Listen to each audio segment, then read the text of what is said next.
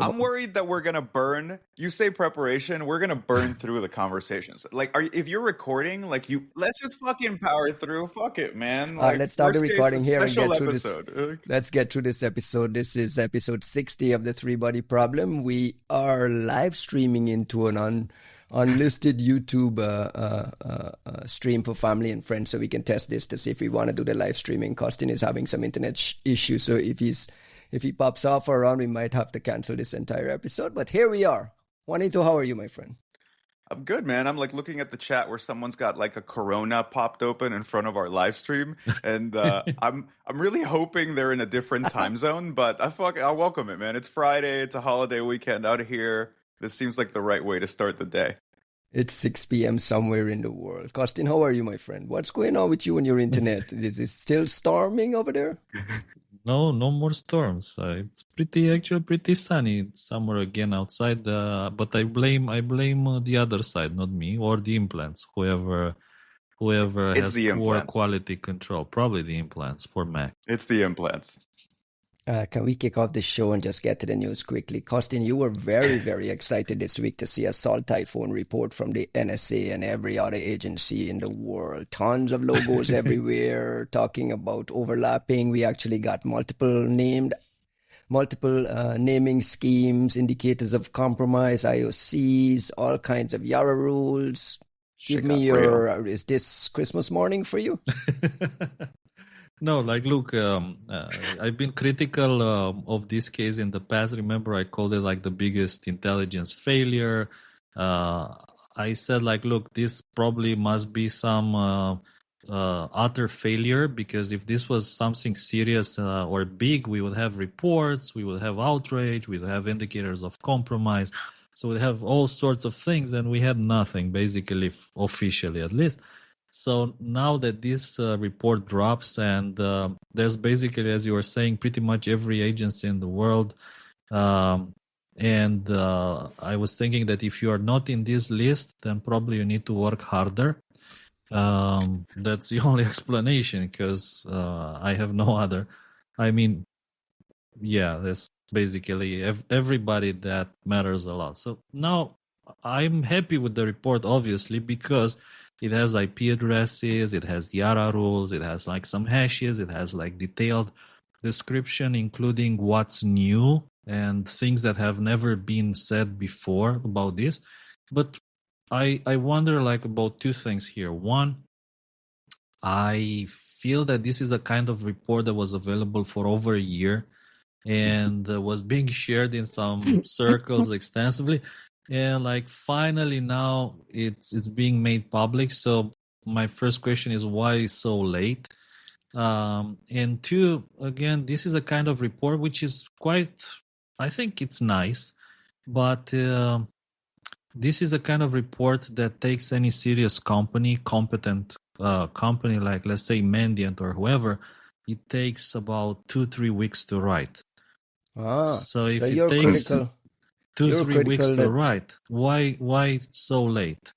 Because you have 25 logos have to approve and review. Each one of those motherfuckers have a lawyer and that's a policy an issue. department. That's an issue, because this, technically, it takes 2-3 weeks to write by a competent security company.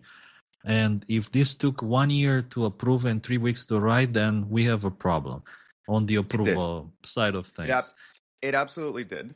Let me start there. It absolutely did take that, a shit ton to...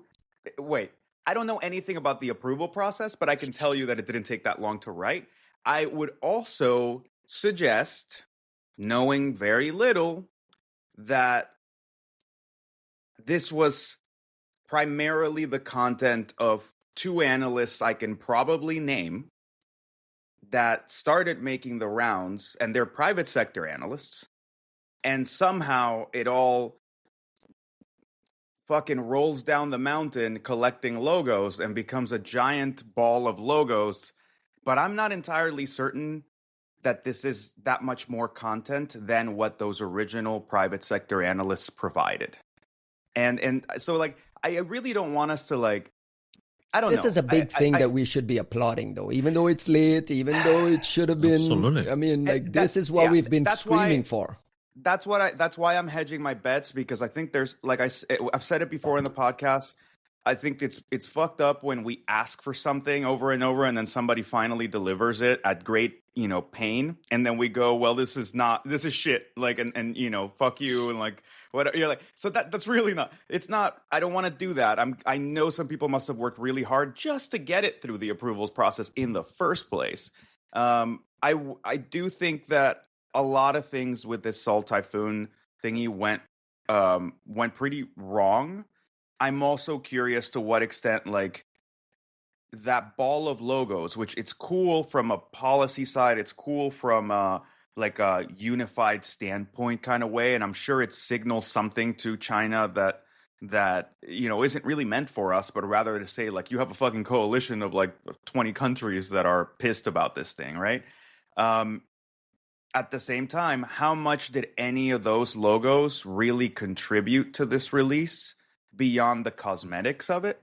And, what is the real import of putting these things out there? Is it signaling to the Chinese, or is it defending people? Because if it's defending people, like, I don't know that I need that many logos. Hell, I may not need any logos. If you could send this from an official NSA address, like, or share it within like a month, or post it on a website in a year or whatever, but with a bunch of logos, I think the former seems like the more desirable one.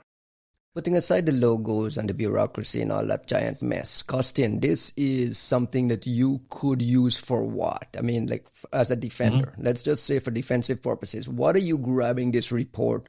Where are you focused, and what are you using it for? I mean, what's the value of it to a threat hunter like you?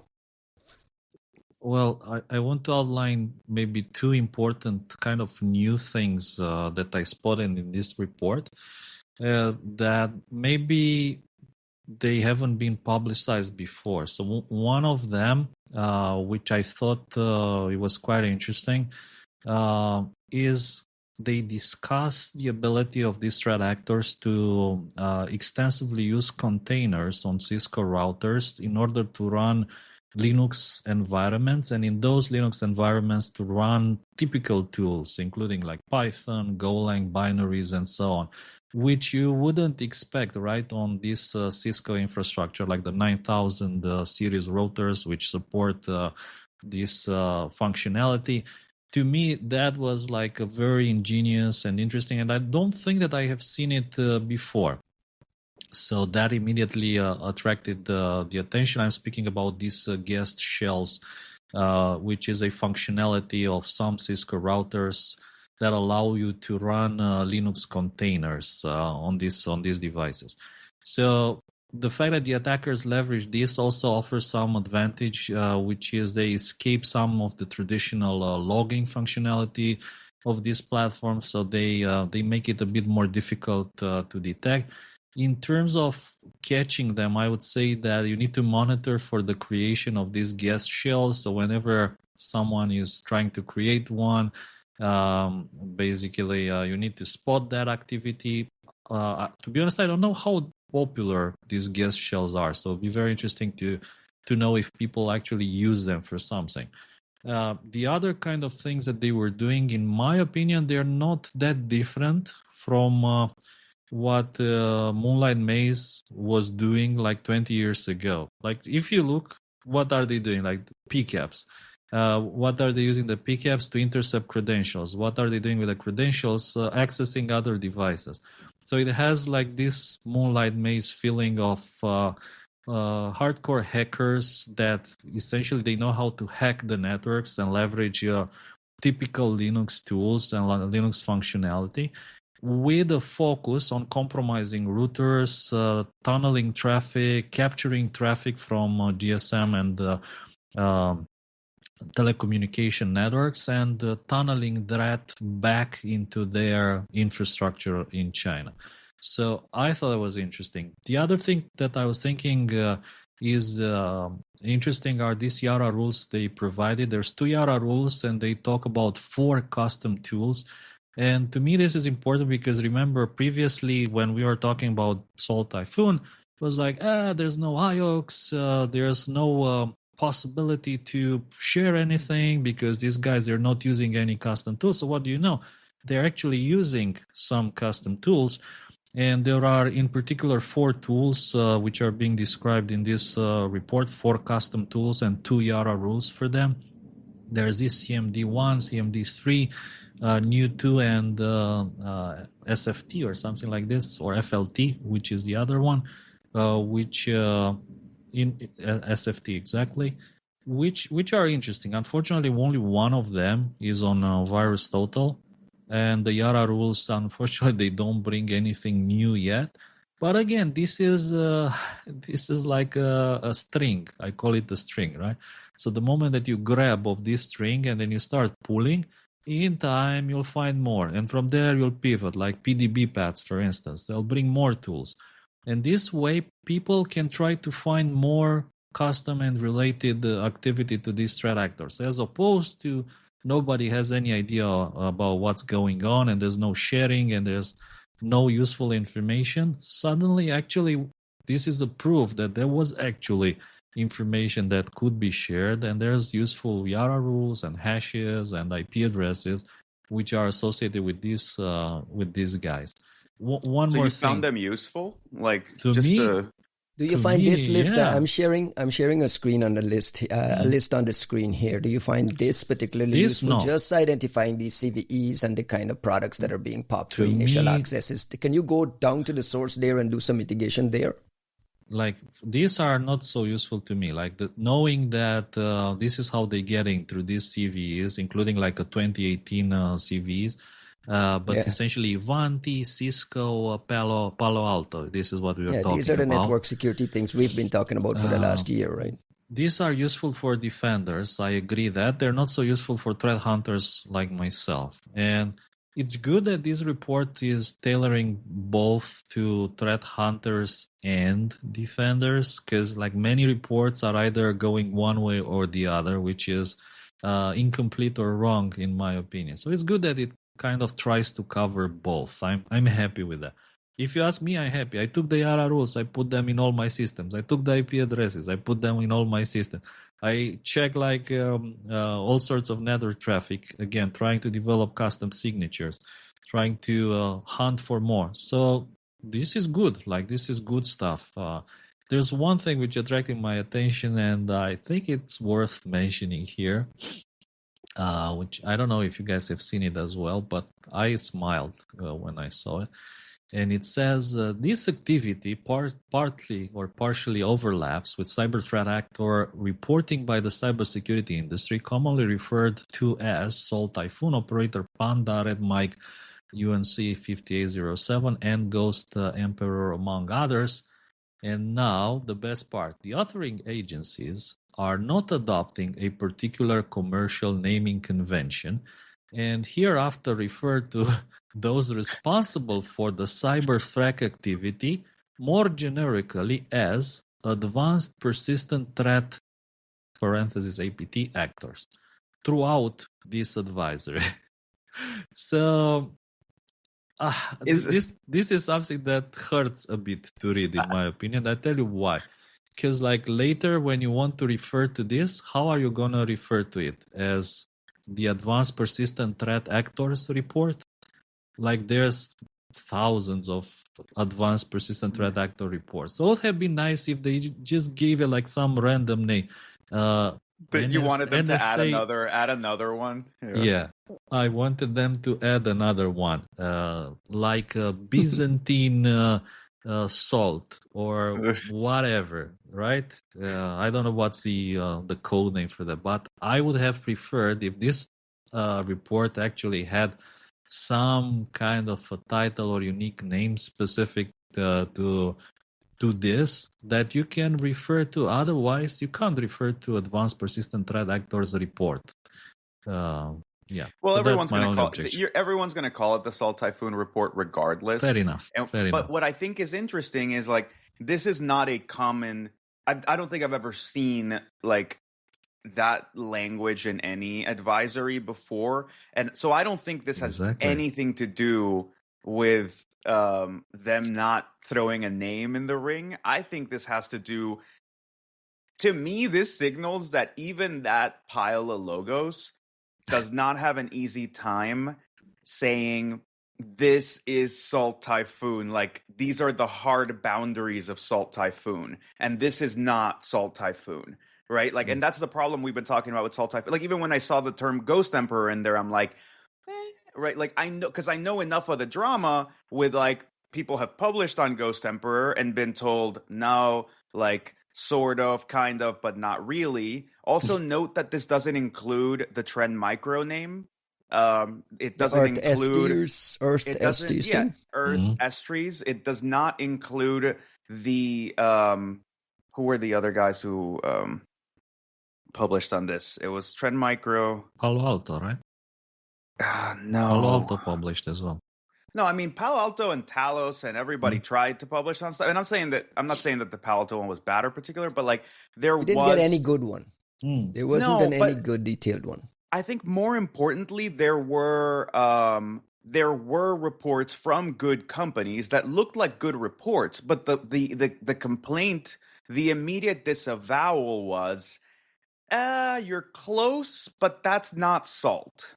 And then, like, for the other thing, you know, you're like, oh, we looked at Ghost Emperor, or like the demo decks, Rootkit and whatever, and they go, sort of. But that's not really fully Salt, or like that's a part of Salt, or like that's a component that Salt used, but that wasn't Salt that used it when you saw it. It was Salt that used it back over here. So like, and that's why I don't, you know, we didn't really adopt the nomenclature of anybody else. And every time we talked about Trend's report or somebody else's report, I was kind of back channeling and being like, yo, people who actually, you know, the 3 people on Earth that I think I'm going to say the 6 people in the industry who know what the fuck they're talking about with these things, like full on. They're the only people. You go to them and you go, sir, ma'am, is this Salt? And they go, a little Salt, but not fully Salt. And you go, okay, not this one. And then you bring another one. You go, is this Salt? And they go, this one was close to Salt, but it's not Salt. And you just kind of, so I honestly, if I'm looking forward to anything, it's, I'm hoping Dakota will get inspired to like go after the companies, because the most concrete thing in that report as far as who these guys are is not the APT naming, it's the fact that they mention actual companies in China.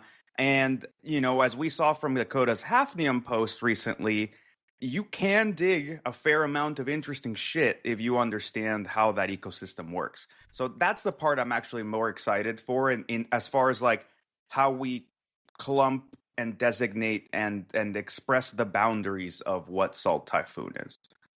Good segue. I have it up on the screen here. You're referencing 3 Chinese companies that this multi-logoed report is claiming are providing cyber-related products and services to China's intelligence services, including multiple units in the PLA, MSS. The data stolen through this activity against foreign communications, as well as intrusions and so on, can provide Chinese intelligence services with the capability to identify and defend. This fits into kind of what we've been talking about with Dakota and on the last episode as well, around the margin research, people talking about the use of militias. And like in some cases, these guys may not be able to help themselves. Costin, what do you take away from these named Chinese companies? I'm not going to try to name them because I always butchered it.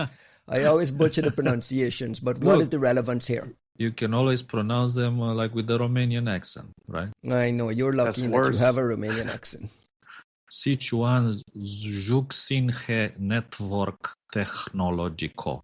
There you go. There you go. Painful. And, like, it will be broken anyway, right? It won't be the one of these companies have already been sanctioned, by the way. I should add, I believe the first one, the Sichuan Jush, I'm not going to try. Have been sanctioned already. The point is, this is early signaling that possible sanctions might be coming down the pike for all of these folks.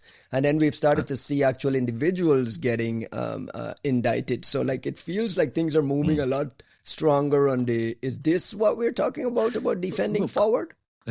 First of all, what worries me here is that they say something around the lines, these operations have been linked to multiple China-based entities, including at least these three companies.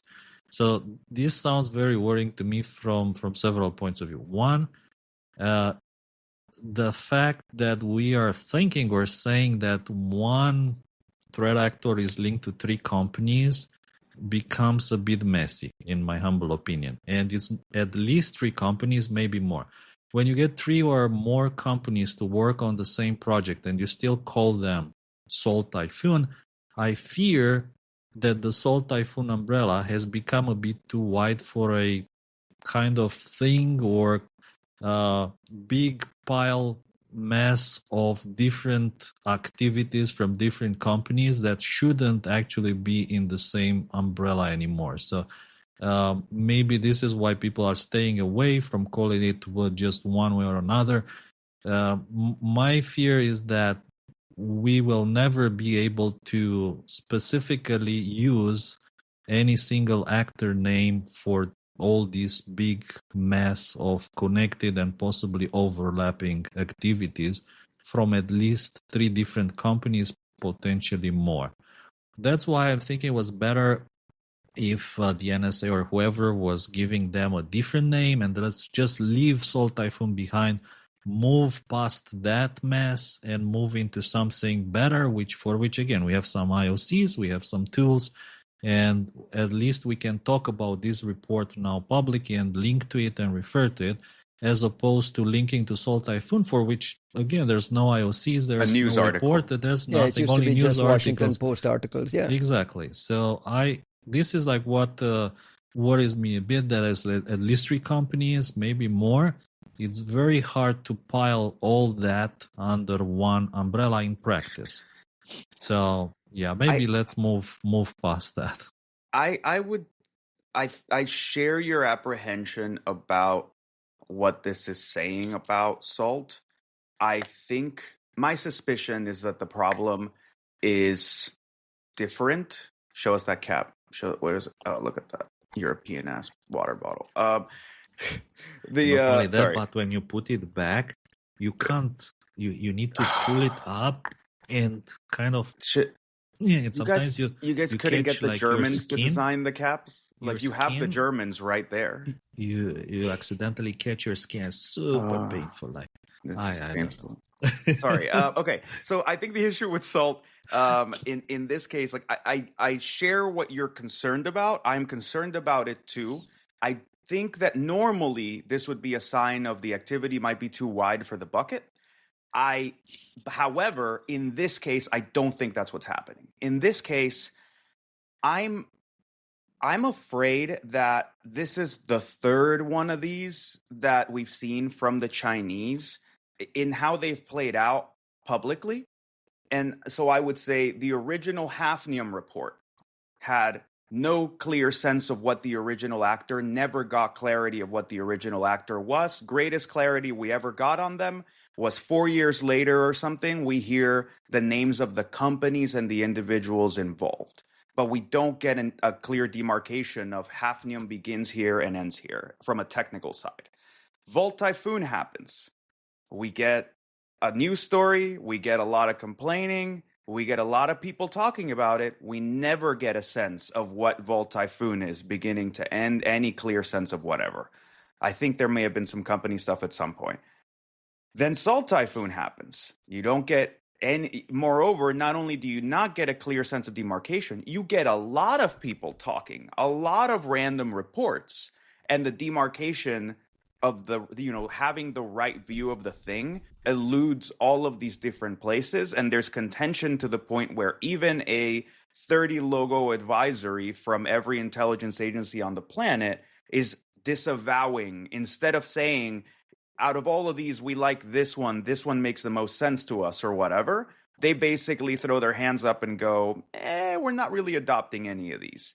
To me, that's not us not doing a good job. To me, that's not the standard of reporting going down. To me, that's not the analysts are like playing it too fast and loose and the activity is too big. To me, this is the adversary has figured out a way to play to their strengths and, more importantly, to our weaknesses. And it is eluding our ability to properly characterize the activity in the first place. Like, it's not that the thing is not happening. It's that as much as we are seeing of it is murky enough, wispy enough, ephemeral enough that we're uncomfortable making concrete intelligence assessments about it, at least on the technical side. And I think that that's an insane accomplishment. I think that that's not something that's just happening. That's something the adversary is pulling off, and it's at least the third one of these where they're pulling it off. And we should be having a different conversation rather than just saying, oh, APT's going to APT, China going to China. And you go, Chinaing different. Chinaing better than the rest of us in some interesting ways. At least, I won't say better than the other threat actors, but I'm saying at least they're besting the CTI community. They're besting the IC's CTI capabilities. So we need to all sit back and have like a serious come to Jesus conversation about like, yo, the math ain't mathing anymore, and we might need to like, what are we going to do about it? I want to flag here that our friends at the Dutch intelligence agency, AIVD, MIVD, also said that the Dutch telco providers were targeted by Salt Typhoon. In fact, some smaller ones were. This is a Google translation, so I'm not vouching for the total accuracy of it. It said it didn't receive the same level of attention that those in the US, but did observe targets. They were not large telcos, but smaller internet service and hosting providers. Is this targeted, or was this just kind of like a sweep and spray to see which one of those devices were in? What do you think the Dutch is trying to signal here? Because their logo is probably in that one as well, but they're probably flagging something else here. Why did they put out this statement? I don't know why. I wouldn't be surprised if their logo is in the other one. I wouldn't be surprised if this has something to do with their remit to defend the Netherlands, for example. I don't know, right? I don't know how the politics work, but I think it's cool that they said it, and if they just said it because they wanted to say it, I think that's great. Like, hey, yeah, we saw some shit here, not a whole lot, but some. You're like, okay, that's a data point, thank you. But I'm also curious if like the politicking involves that they operate on the basis of defending the Netherlands, and that entails saying, hey, yeah, some of it was here. What I will say that's interesting to me is I'm curious when you're hitting these things, these telcos, right? Like, and what we heard about in the US was not exclusively telcos, but was heavily telco based, if I remember correctly. How much of the magic that we're missing here and how much of what they're doing is coming by virtue of access to the telcos themselves, right? Like, if you remember Cloud Hopper back in the day, like the insane innovation of, I believe it was APT 31. Please don't throw rocks at me. But the insane innovation of Cloud Hopper was the realization by PwC BAE that this Chinese APT was hacking MSSPs directly and then using those MSSPs to traverse downstream customers. So you weren't seeing them on the wire. You weren't really seeing, like, you had a much harder time realizing like what was happening because they were riding the access of an upstream maintainer. When you tell me that these people are going at telcos, the part of me that doesn't understand how ISPs work and doesn't understand how backbone routers work, because I'm not good at network at all. I defer entirely to Mac for these things. I just, Donald McCarthy is my knowledge of networks. But when I don't understand, since I don't understand these things, I'm wondering, how much do you get by virtue of riding on top of an ISP? Like, when I'm saying, like, when you have access to those sorts of, assuming they get access to, say, backbone routers and whatnot, what magic can be unlocked, is being unlocked? They may not be using it this way, but like, how much are we missing here, right? If I can hack Google, which obviously is a tall order, and ride on the dark fiber that Google's networks uses and just pop out of a data center on the other side of the planet and do my attacks, I think that's a pretty God mode-y way of doing what you do. How much of that is also a factor when you pop ISPs? Yeah. And that's an open question. I have no fucking clue, but I'm curious. Costin? I think it's interesting that the IVE and MIVD were saying that the hackers didn't pivot further into those ISPs. And I think a lot of these operations, they have a very, very, time-dependent focus. So these companies, they do go around, they hack everything that is possible. So whenever, let's say, they get lucky and they manage to exploit one of these vulnerabilities, they achieve some kind of persistence or access, and they don't do anything further there unless they have a specific query about that country or about something that needs to be stolen or taken from that particular country. So I think that this is like what's kind of characterizes these operations, in the sense that they are very closely aligned with whatever targets Chinese intelligence has at those points. So obviously, the vast majority of this activity appears to have been happening in the United States around the presidential elections, right? Remember, they targeted J.D. Vance, they targeted all sorts of important people in the government. So I think that was their time-based focus, which explains the targeting of the United States. Now, the fact that they deployed and achieved persistence all over the world is very worrying, in my opinion.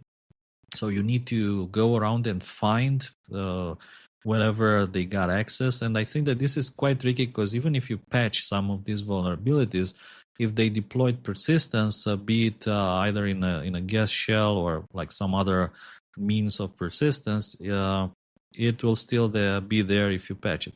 So I would urge, obviously, all telcos, ISPs in pretty much any country to look for this kind of signs, to try to identify if they had any kind of activity and logs related to however we want to call it, Salt Typhoon or whatever, and try to go back at least 2 years, because a lot of people, whenever they get a report like this, they just try to scout now for communication with those IP addresses, and they find nothing typically, because there's nothing to be found anymore. The persistence and the remote access capabilities have been moved to other means a long time ago. One question that I keep getting from folks who listen to this show, and I just got it popped into a signal chat there, is Costin talks about putting these things into his system. He grabs a YARA rule and he grabs this into his system. Can Costin spend a minute and talk about what the system is? I don't know what you can share, Costin, but when you say into your system, can you give folks kind of like a behind the scenes look at what your infrastructure looks like, or what it ideally could look like? Yeah, sure. Look, I'll start like a bit further back. And one of the greatest chess players in history was Garry Kasparov. He was like a world chess champion and is widely regarded as one of the strongest players who ever lived. And he said something very interesting in one of his interviews, which kind of remained in my mind. It kind of shaped my approach to threat intelligence. And Garry Kasparov said he has the largest database in the world of openings. And even like recently, he was training Magnus Carlsen, probably the strongest player who has ever lived. He was training him in these openings. And Garry Kasparov was saying, I have the best database of openings in the world. And that was maybe the source of his knowledge and ability to be so strong in the game of chess. So I realized after reading that interview that whoever has a historical database of the best indicators of compromise in the world, and that would be domains, IP addresses, YARA rules, samples, is gonna be ahead of all the others because that capability is quite transient. So let's say a new company appears, they do some amazing thing, they create some YARA rules, write a few blogs, and then they disappear. And all that knowledge is lost. And even like it becomes very hard to track activity because their pages get deleted. So like random example here, a company a long time ago published about something called Operation Harkonnen. So even nowadays, you try to find this Operation Harkonnen, it's nothing on the internet. You want to maybe try to find the Norman report on Cloud Atlas from 2014. It will be very difficult for you to find it and look into their orb network. Like Cloud Atlas was deploying orb networks back in 2014-15. So I've been You're just talking collecting about just general link rot on the internet and the sites going offline, that kind of thing. And if you don't collect them, they just disappear and get lost. Like there's a lot of famous samples, for instance, which are probably lost forever. Like samples of famous malware, which is why I built this project is now on VT to try to monitor and track and collect all these samples. So when I say, I have a question. I have a question because you're going too fast and you're skipping over a lot of things. Is it even possible now to start? Because this is what building this over 15 years, right? All these hundreds of openings. Yes, I remember the early days when you used to have all of us going through PDF reports and just extracting IOCs to put into the system, right? Like, is it possible for someone to start from scratch now? Are they ever going to catch up? Like, give the folks a sense of that. They can, but again, it will be difficult to find some really old stuff which has disappeared from the internet. It may still be, I don't know, in the internet archive, perhaps, but a lot of stuff is disappearing from the internet. So especially malware samples. Like they get lost forever. I don't think it's just malware samples. I think it's more painful on the malware samples, but I think the network side is also ephemeral in a way that we don't note, right? Like if I find out about, it's not that you can't go back and find all these historical indicators. Someone's archived them. Someone will share them with you if you really, really want it. But think about the entropic cost of just finding it now versus finding it, like looking into it 3 years ago. We have better tools now, but the window of visibility has also rolled on. So when I want to ask questions about an IOC that is alive now, I can leverage all these, even if the services I rely on don't have any information, just by virtue of me asking about it, they can go and there's a live thing that they can find information from and extract it and so on. Asking about a thing from 3 years ago, if they happen to have the information, they happen to have stored it, they happen to make it available, they happen to not have gotten bought by Microsoft and killed or something like that, then I can maybe get it. But if they don't have any of it, my asking is not going to turn anything up. Hell, with certain IPs and stuff, it may turn up entirely inconsistent data that's not relevant to what you were looking at. So there's a tax to it. I think part of it is also the fact that like this is a siloed off problem, right? There's no library of Alexandria Synapse instance where everybody goes, you know what?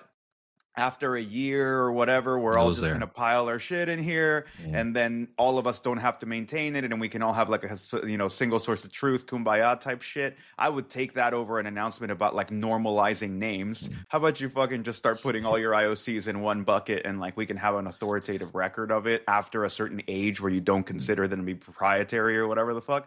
That would be lovely.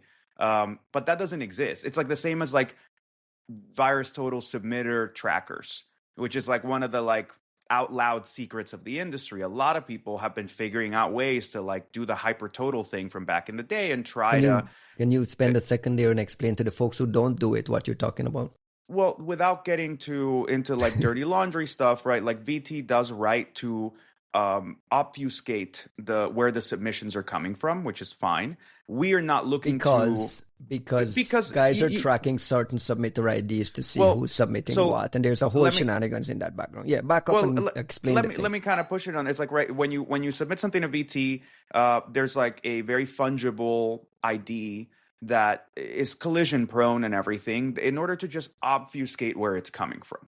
And I think that that's valid, right? You want a large submission platform. You don't necessarily want people to feel like they're doxing themselves in the process of submitting something that the community wants, which is fine. It's great. And they still give us like a country, so which is usually what a lot of tracking and a lot of like quick finds have come from, right? Like I used to have a VTI query that I could run for Iran, and like you'd pop an APT up like no matter what. South Korea, no matter what. You're like, what am I going to look at today? Like run this one query and you just go submitted from South Korea, lower than a certain, what is it? Like lower than 8 detections.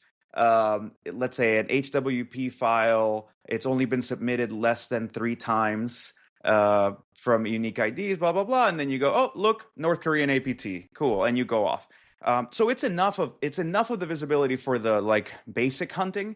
But what would happen is when you're looking at something interesting, like something really rare, a single file is a good indication, but chances are that you're missing a second component, you're missing another DLL, you're missing the infection vector, or like whatever it is. And if this person uploaded this one file, chances are that they also uploaded the other files. So it wasn't so much that people wanted to de-anonymize submitters, but you just wanted to be able to bucket the submitters so that you could say, these, this person uploaded these files, and in the past week, that same account has uploaded these other files. Chances are they're dealing on the same incident response. I should pay more attention to the other files surrounding it. I don't know how we ended up on this really long tangent, or how I pushed this in this really long tangent. Right? No, it's a crucial part of the not system. Only that, but like it's very important to say here, if you don't collect this information, I think a lot of companies, they collect, if you don't collect it during a window of about 10 days, it's lost. Like it's you don't have a chance to grab it anymore. So that was my point. That's how we ended up here, was to say everyone has their own submitter tracker of some sort, the people who can afford to like get the data.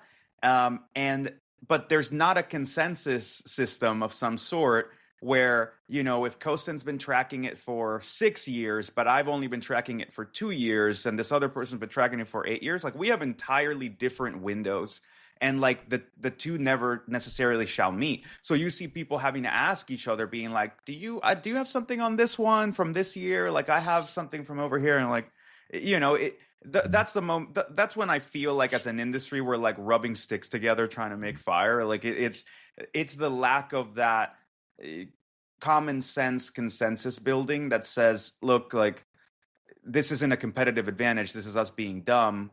Let's just, how that's the initiative I want CrowdStrike and Palo Alto and Microsoft to announce. So like now that they figured out names, maybe they can also actually put the underlying substrate of like nodes and like whatever hypergraph we should all be sharing into one community Synapse instance. Like maybe Visi I think it would be strategically quite smart. Maybe Visi can say, hey, I'll host a free industry backlog master source of truth Synapse instance that will hold every IOC everybody had and whatever connections they had.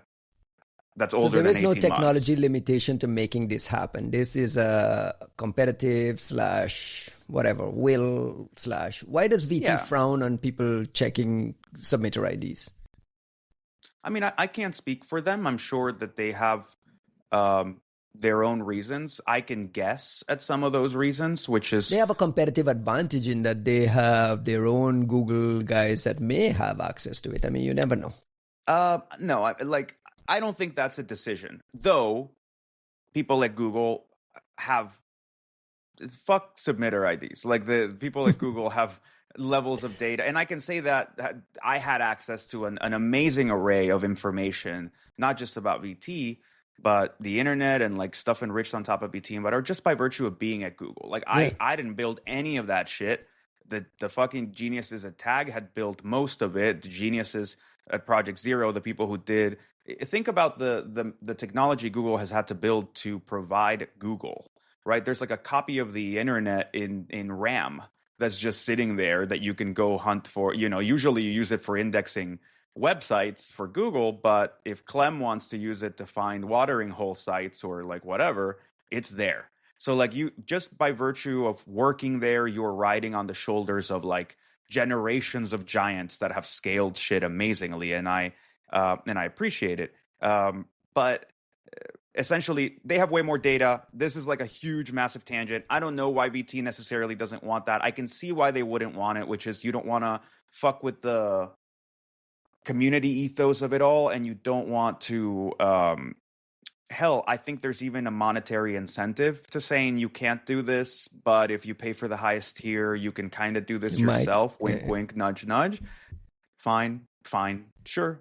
But anyways, yeah, I think we diverged massively, and the people want the system. People in the chat are yelling at us for interrupting Costin. Costin, they ask is finish up your system description. We'll finish. We just diverged into this because it's a very good analogy to what VirusTotal is doing, and that window of visibility, which is probably forever lost. So what I do whenever a report like this drops, I take all the IOCs, I put them in my systems, and then I expand on them.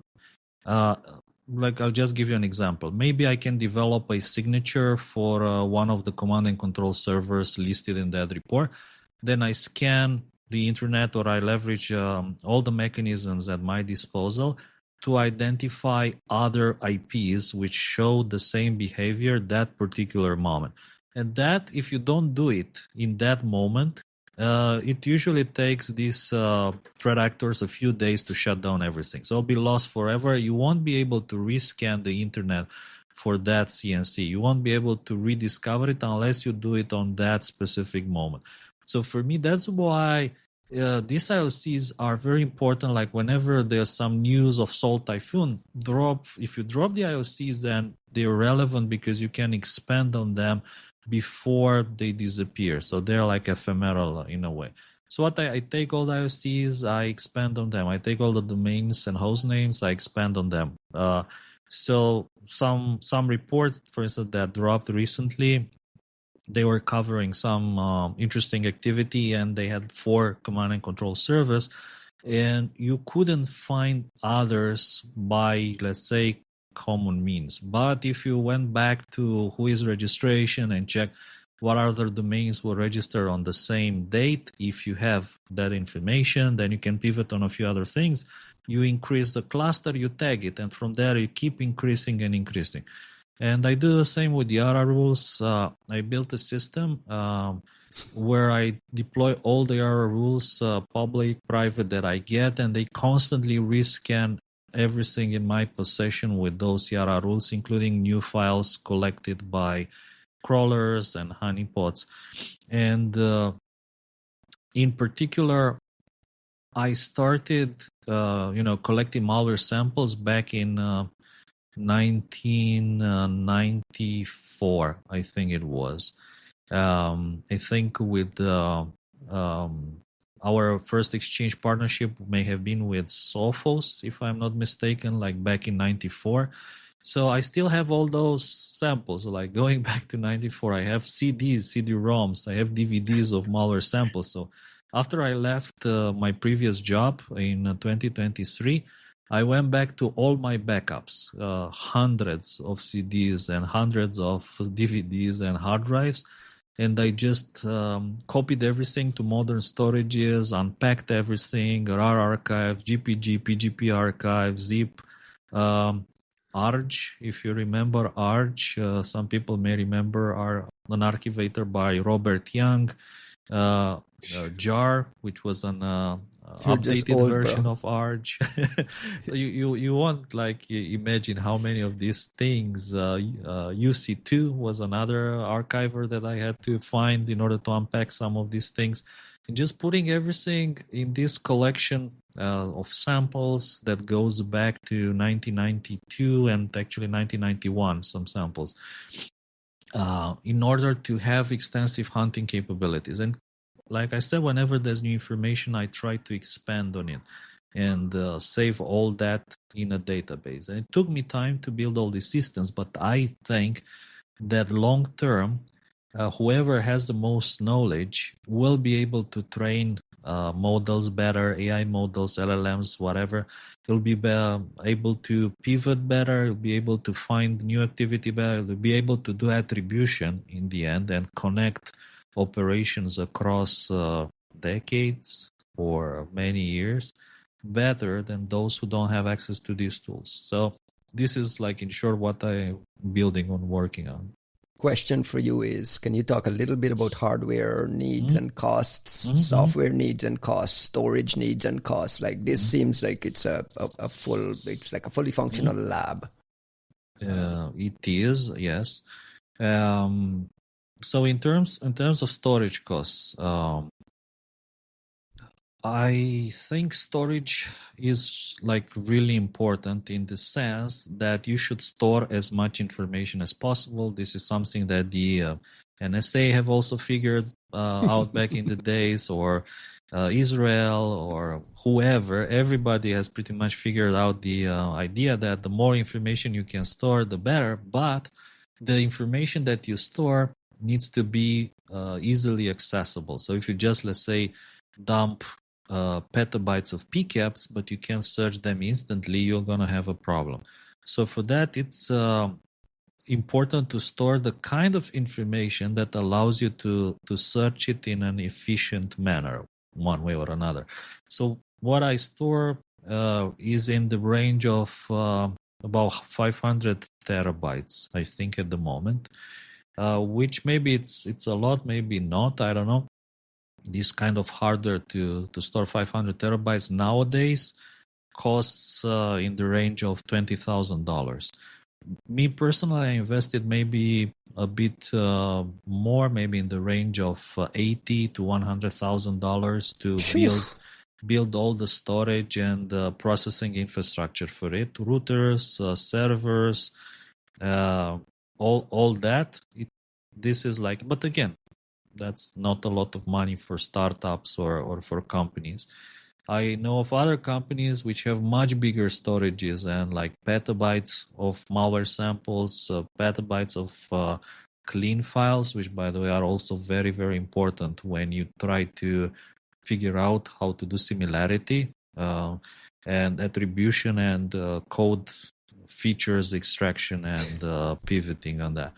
So yes, there's a lot of resources, but again, these once you have this foundation of threat intelligence, essentially, and data, then you can do all sorts of things like protect your iPhone, or you can tunnel the traffic from your iPhone into a server, and on that server you can analyze the traffic with all available IOCs going back several years.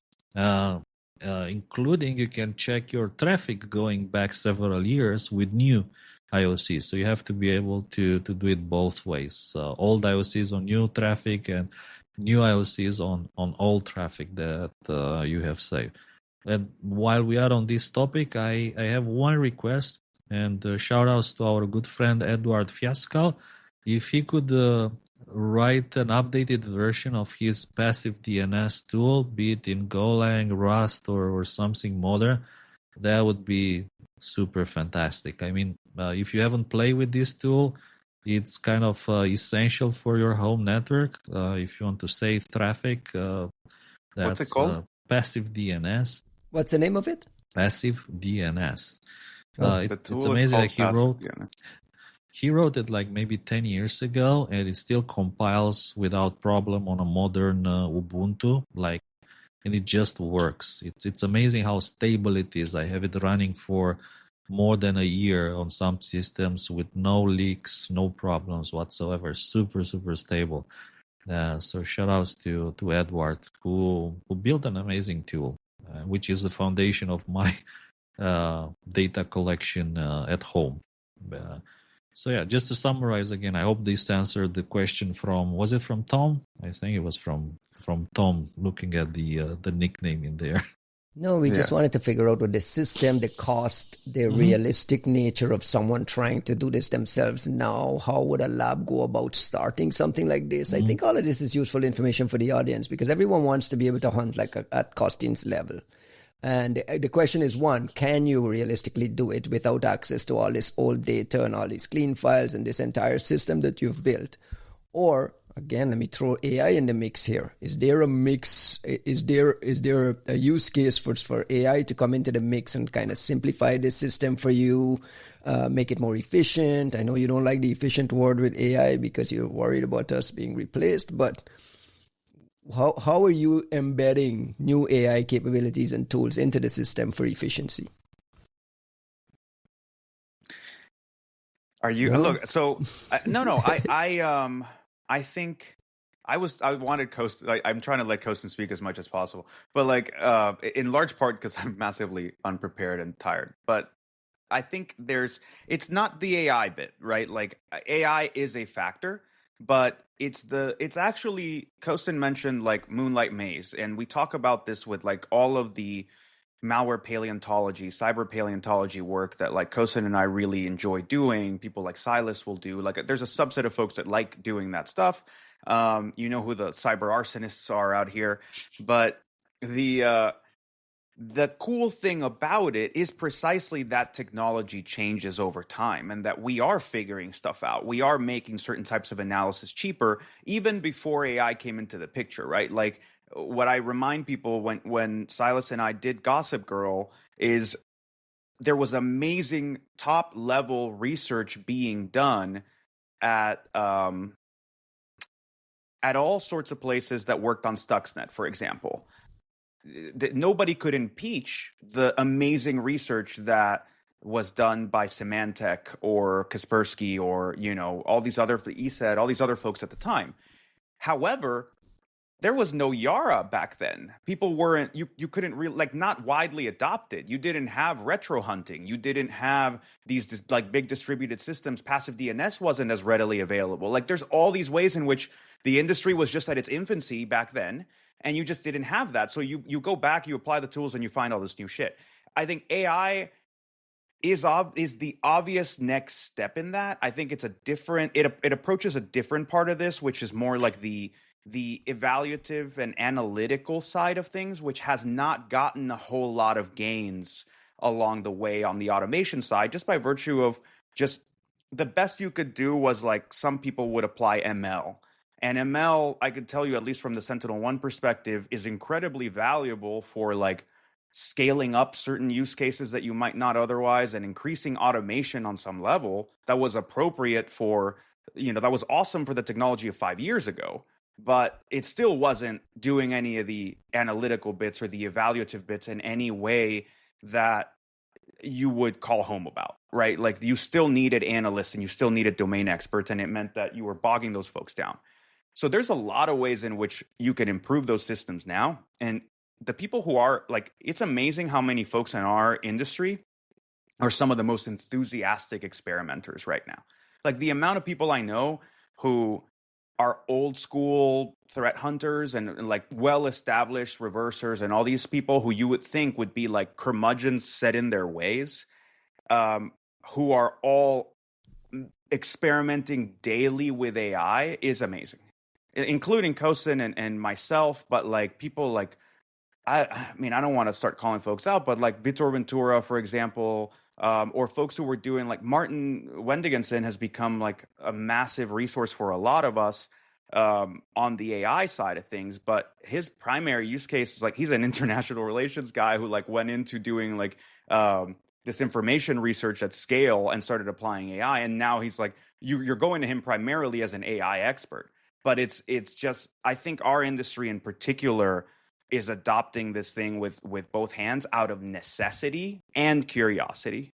And I don't know. I mean, maybe that's the keynote that needs to, you know, pop off at LabsCon. I'm debating, but. Costin, are you doing any AI automation at all in the back end? Any sort of agentic automation with any of your stuff, or all your AI stuff is manual? How is the manual AI stuff? Meaning, are you just like manually copy pasting? Is there copy pasting involved? I think that's the litmus test, right? Like, there's both. There's both like real automation. In the conclusion, you know, that I have after trying different methods, you need to combine. I think Vitor Ventura also he also talked about this, and I think he did trainings about it. That you need to use the right tools for the right job. Like it will be a lot more effective if you build a chain that processes blogs and information and IOCs and data with the right tools, with pre-filtering, with pre-processing, if you want, before you pass it to the AI, which in my opinion, the main role is just to be like a wingman for the analyst. So it's something that sits on the side and said, hey, I suggest we tag this infrastructure as this and these IPs. And it's your job as an analyst to say, I agree, something like that. But I think for now, it still kind of requires this cyborg approach to things, human plus AI plus machine combination, as opposed to letting the AI just do things by itself. Which is why I do really do a lot of copy pasting and translation. Just to give you an example, there's like this Chinese research that I hope we have some chance to talk about it. Let's talk about it now. Oh, we can talk about it now. Fantastic. Can you bring it up and like just look what that was about? Yes, there is a new report out of China. Again, this is Google Translate, so don't hold me to it. But they're talking about silent control, a hidden this MystRodX, an active and passive dual mode backdoor that was mischaracterized as a Mirai botnet in systems. And these guys are saying, whoa, hold on a second. This is not Mirai at all. This is this is the relevant sentence here. Mm-hmm. Two things. Who is this Chinese company, Costin, and what is the relevance of this? What were you threw this in your system, and what happened? Well, I to answer the second question, I did, and to be honest, there isn't much, which is why it attracted my attention. The other thing is that like I said it before, we need to pay very close attention to what Chinese threat intelligence companies are pushing, because in my opinion, my experience, they do have a lot of very interesting data, but they choose not to write about it. And I see you highlighted the Qianxin cyberspace mapping eagle. What chart. Is the mapping eagle chart? That stood out to me immediately. Is this a signal that this is an eagle somewhere? It's like the mapping panda activity, right? On the CrowdStrike side of things, this is the mapping eagle chart platform on the Chinese side of things. I don't know what to tell you. There will not be a platform gap between us and the Chinese, okay? Wait, let me just ask the question right off the top, the conspiracy Ryan question. Is this China outing a U.S. operation in your mind, like right off the top? I tell you one thing. So I looked into this activity, and the network infrastructure, I couldn't connect it to any previously known stuff. But one of the samples I talk about in the blog has been mentioned before. I think it was by Palo Alto in relation to something called the liminal panda. Liminal panda is their name for LightBasin or LightBasin activity, which are some interesting folks. I hear more and more often about these folks, especially recently. And remember, keep in mind that those guys were doing some iPhone mobile targeting in addition to other things. So I don't know if this is actually China outing liminal panda LightBasin activity, which would be very strange, but perhaps they didn't have the attribution tools, so they accidentally came by this and they couldn't link it to liminal panda. Maybe. Or this is something more. Or maybe exquisite. We are wrong about liminal panda and we shouldn't have put the name panda in the fucking name. Maybe LightBasin was an okay name. Pray tell us more about LightBasin, because I know you know more. I don't know that. I don't know anything. I will say that that I have talked about LightBasin in the podcast, and moreover, I talked about this a lot in relation to our LabsCon talks so when Alex Milankowski and I, Amitai Ben-Shushan, talked about Metador back in like the OG, like original LabsCon days, then Alex Milankowski talked about something we called Sandman. And what we kept saying is, look, there's these APTs that are using, they're using Lua-based tooling. They're using things that look American-y or Western-y in their development, but that other companies are very self-assuredly saying is China. And I am not sure that either of us is fully wrong in that assessment. I think where we're fucking up is that we're insisting that it's a nation state in particular, rather than it being, I don't know, a mercenary PSOA style crew somewhere in Asia that serves a variety of customers that includes the kind of talent that leaves the West with all of their knowledge intact, or may have stolen some American tools, or may have subcontract for some American whatever, like whatever it is. I think the issue here is we saw something sophisticated that was doing telco attacks, and we assumed we were looking at a nation state. And I think the more that you look at these possibly related clusters with Metador and Sandman, this sort of vague, interesting but confusing activity with LightBasin, which I say because CrowdStrike aptly points out that they see two related clusters of LightBasin, and one of them is criminal and the other one is doing espionage. And they didn't know how to resolve some of that stuff. And there's been some good Mandiant reporting on some of the specific clusters in there. But I just think that we've gone at it with the wrong perspective, and it's misshaping the activity rather than us learning from the activity and deciding what the right shape of it is. So seeing this from the Chinese, I think is really interesting, because we're all, if it is related to LightBasin, if we're right about that tooling connecting to that cluster, if we're right that these two things are connected, the activity the Chinese are seeing now, the activity we saw before, then either we're all kind of wrong.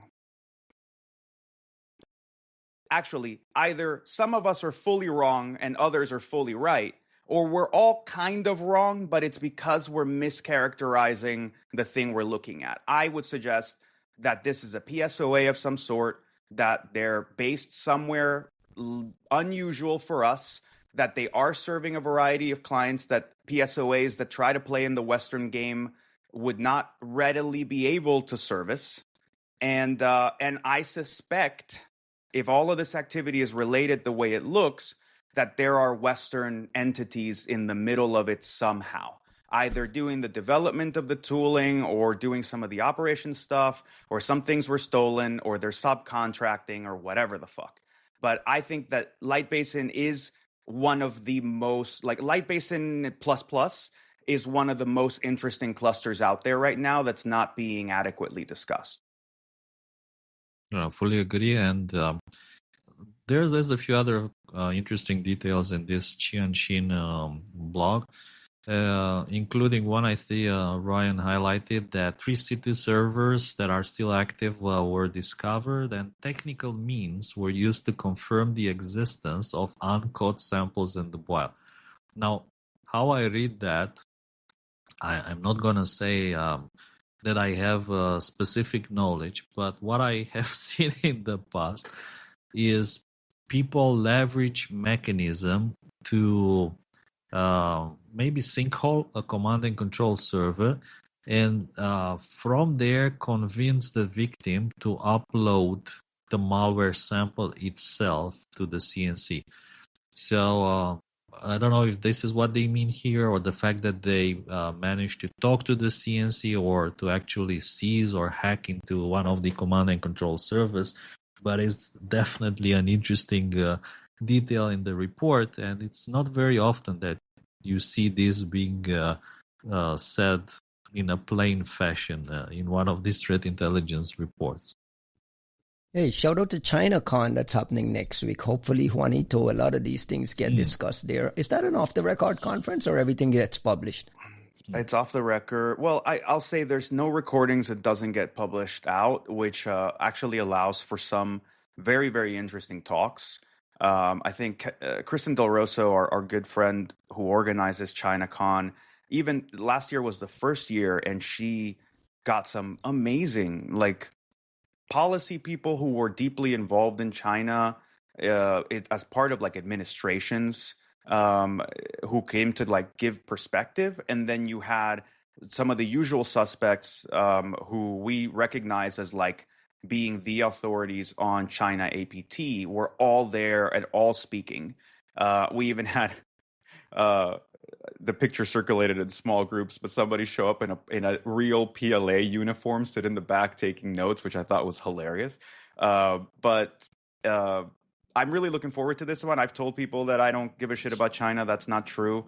I'm more and more fascinated by it, but I'm very ignorant of it. So I've gone through 2 Xi biographies in preparation for this, and I'm looking forward to the talks. I that is very much a conference for me to go in like Zen mind, beginner mind, sit in the back, shut the fuck up for a change, and actually like learn some stuff. So I'm looking forward to having my perspective expanded. Very good. We are an hour and 15 minutes in, and now we're going to get to our second story. But at least the people got to learn about Costin's system. And the second story here is out of Cyberscoop. We got some reporting on Google Threat Intelligence Group, GTIG, previewing what they're calling a cyber disruption unit within the context of this conversation of like being more aggressive, attack, hack back, defense forward, whatever you want to call it. Juanito, you got a thought on what this disruption unit will look like? Are we likely to just be seeing the same types of things that Microsoft has been actively doing with takedowns, partnering with law enforcement on taking things offline, malware removal type things? What do you think this disruption unit will be, and who's the market for this? Like, who are they selling this to? The U.S. government. So I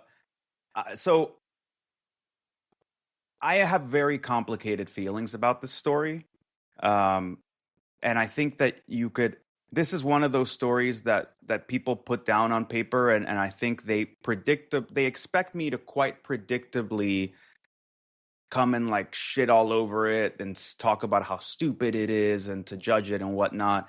And this is right up your alley. You've been asking for this stuff. Well, I have, but I think on different terms than would be expected for the terms that are being discussed here. So if you don't mind me kind of like expanding on this a little bit, if you just read the headline and say like cyber disruption unit, you're like, okay. And frankly, there's almost a discussion to be had about like, why weren't you disrupting these things before if you had the capability to?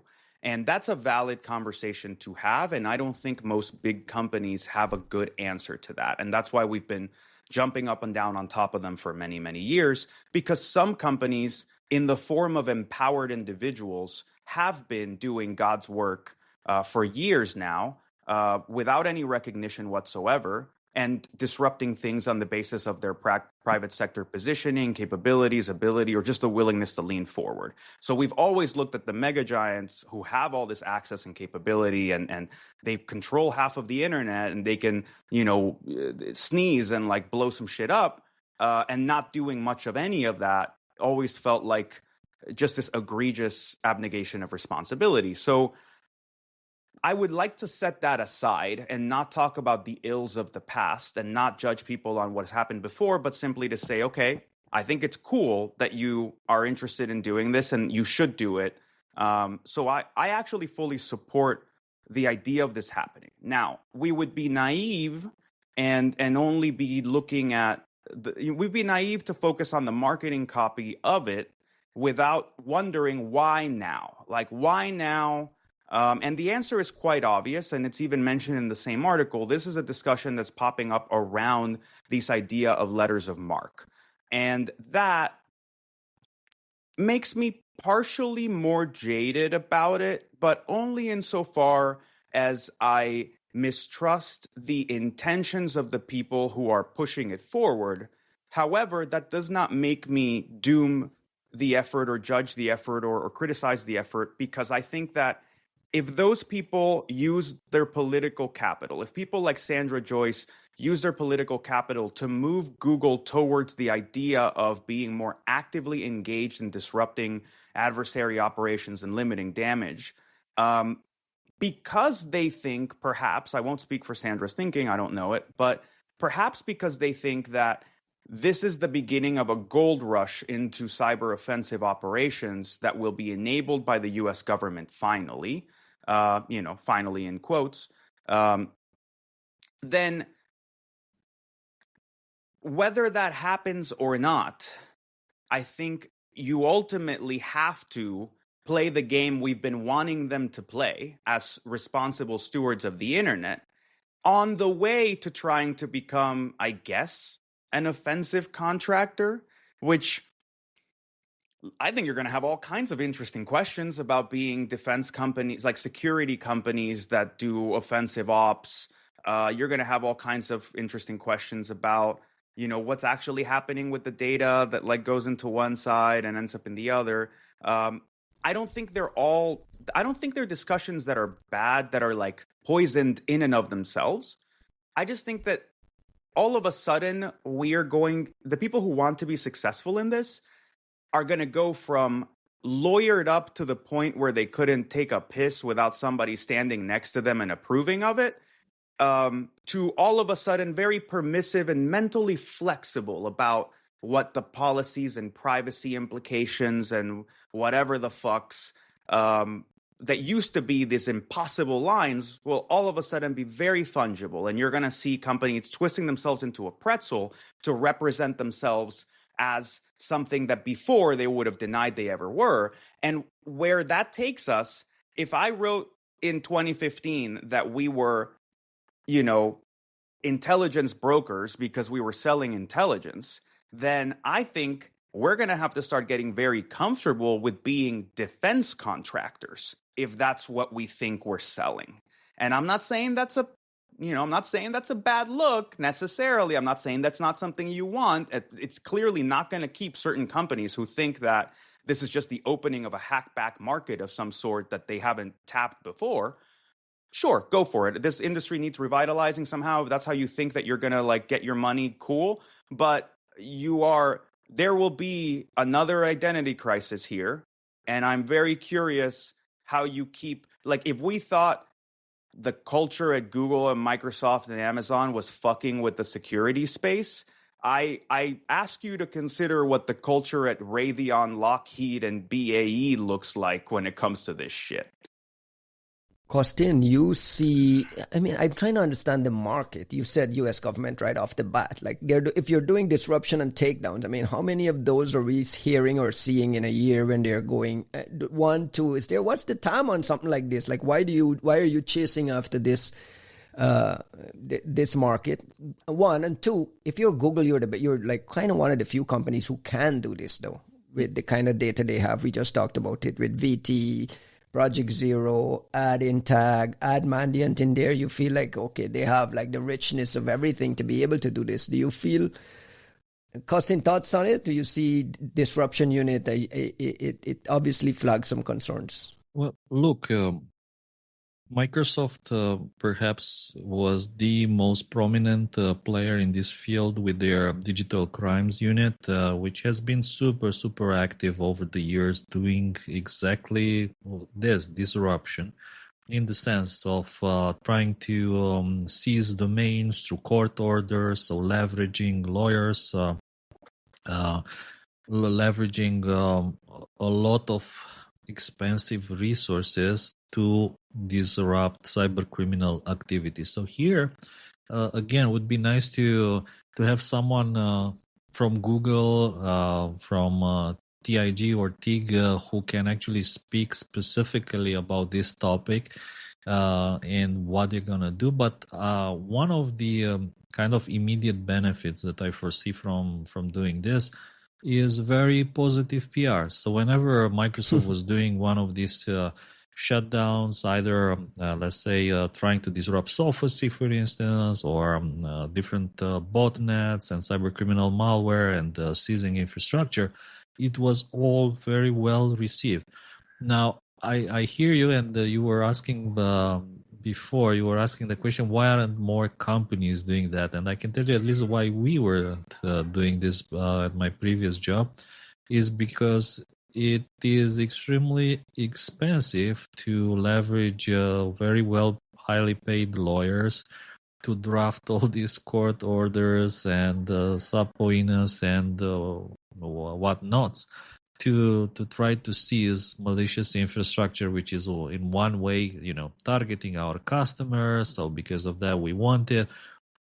I think that big, large US companies like Microsoft, like Google, they're better positioned to do it, while other players, I don't know, like not American companies, it may be more difficult for them. So if you're playing like strictly in the legal space, this is one of the things you can do. In particular, I quote Sandra Joyce, which is she related to Rob Joyce? I don't think Just so. random question, maybe just coincidence. I asked that question before, and I think they're not, but I can't speak to it. So she said, yeah, they want to do legal and ethical disruption. So what legal? It's pretty clear. Ethical disruption could be, I don't know, like if I do some very complex requests into a command and control server and it crashes, is it ethical? Maybe, I don't know. Obviously, if I hack into the CNC and wipe it, that don't know if that is ethical. But again, there are many shades of gray of things you can do with command and control servers, as Silas can probably tell us even better. So I don't know what Google will effectively do, but I lean more towards the legal side of things in the style of DCU and in the style of seizing infrastructure, shutting down the main CNCs and disrupting these operations, like big botnets, essentially, that affect pretty much everyone on the internet. This may not have commercial ambitions. I think you guys might have nailed it on the head in saying that, hey, Google is ceding this entire thing to Microsoft, who keep getting the DCU, and Microsoft and Justice Department keep getting these takedown headlines, and Google is left in the dark. And they're saying, hey, I have Mandiant, I have VT, I have all this data. We can be doing this. It may not be a big commercial thing. At PR, dude. Like the biggest, honestly, like this is the lack of like successful marketing at GCP, at like the Google Cloud side of things and Google Cloud security. Is a cultural problem, and it's a shame because you can see that even when you get people like John Holquist and a bunch of really great Mandiant analysts who were doing amazing PR value, just doing what they do every day, and then you buy them into Google, they stop producing a lot of that PR value. And I don't think it's because they got lazier or they decided they didn't want to do it anymore. I think it's because you have this weird policy and culture and like way around this that you that just takes away from that happening. But I say that it's a PR problem because if you look at it as like, well, you're letting Microsoft get all the gains and do all the like soft power politicking. Yeah, in some way that Microsoft has done it more effectively, in large part because they tend to empower people more and are a little more not a lot, but more, right? Like you do have like Dave Weston can come out and speak to his side of things. So-and-so can come out, and speak to John Lambert can go and speak to security widely. Like Brad Smith will show up to places and talk about, big Microsoft and this is what we think and can do. And Google just has a much harder time with stuff like that. Sadly. Now, I actually think the commercial question makes a gigantic fucking difference here in a way that I'm not saying these people aren't thinking of. I'm saying that they're softballing it in a way that I don't know that they're thinking the argument through all the way, or they're not having to publicly because the dust hasn't settled. But let me paint a scenario for you. There's disruption, and then there's disruption enabled by what would be considered hacking or illegal activity of some sort. And we've talked about how like the bar is insanely low when it comes to US law. So I'm not saying hacking in an incendiary way. I'm saying like in like the dumbass DOJ way of like you have the username and password, this is being used for command and control. You could walk in, grab data, delete things, disable things, whatever. But if you use somebody's username and password without authorization, you're going to jail, buddy, right? Like that bullshit definition of hacking. So if I can disrupt things without hacking, then the question is not about the ethics of how do you do it ethically, but actually how do you ethically defend not doing it and not having done it up until this point, right? And I say any and all activity that the cyber disruption unit would do that had no requirement for legal stuff, which there's actually a lot when you're a company like Google, because you control DNS routing, because you control search indexing, because you control email filters, because you control like a million different things. Google Drive, the routing of certain, share links, like all kinds of shit. CAPTCHA data, safe browsing data, Chrome data, right? Like you have so much shit. At the ad network data that Google has is probably the greatest intelligence mine in the world. So these people are going to find that they can disrupt all kinds of shit if they actually want to, and the lawyers get the fuck out of the way for a change. But then the question is, what is the ethical valence of not doing it? And that's why I gave Shane Huntley so much shit about his offensive con talk a few years back, which I called like the politics of hand wringing, because like the idea was if you do things, then you're responsible for them. And God forbid you have any responsibility for anything, so maybe choose not to do things. And you're like, well, okay, I see how we got here. Thank you for your time. Now, cut over. When you admit that you could be disrupting things, the question becomes, well, why wouldn't you? And I'm asking that because there's two variations here, right? What happens if you do hack things? What does that allow you to do, right? That you weren't able to do before. Cool. That depends on like what the letters of mark thing is, what the new policy thing is. But let's assume that doesn't happen at all. Or let's assume that it does happen in whatever asinine terms. And then the question becomes, what's the offering? Because I ask you, right? I am a company that got hacked. I am willing to pay Google, Mandiant, Raytheon to like hack whatever the fuck to disrupt this activity, to do, to get at the ransomware crew that got me. Does that mean that they hack and protect me, but not the other victims of the ransomware group? Does that mean that I pay to disrupt the thing, but you disrupt it for everybody else? Does that mean that if I ask you to do it, but then I'm like, actually, this is too expensive, I'm not going to pay for it, that you have the access to disrupting it, but you choose not to? Right? Like, it's suddenly no longer a good faith defenders of the internet, defenders of everyone's privacy. We do good things because they're good things and we're good people, therefore we do good things. All of a sudden, it's a fucking business. And I ask you, how are you going to market that? What are you comfortable saying about like, well, we could save all these people right now, but it's going to cost you, right? Like, and that is a business model, but it requires you to answer some uncomfortable fucking questions.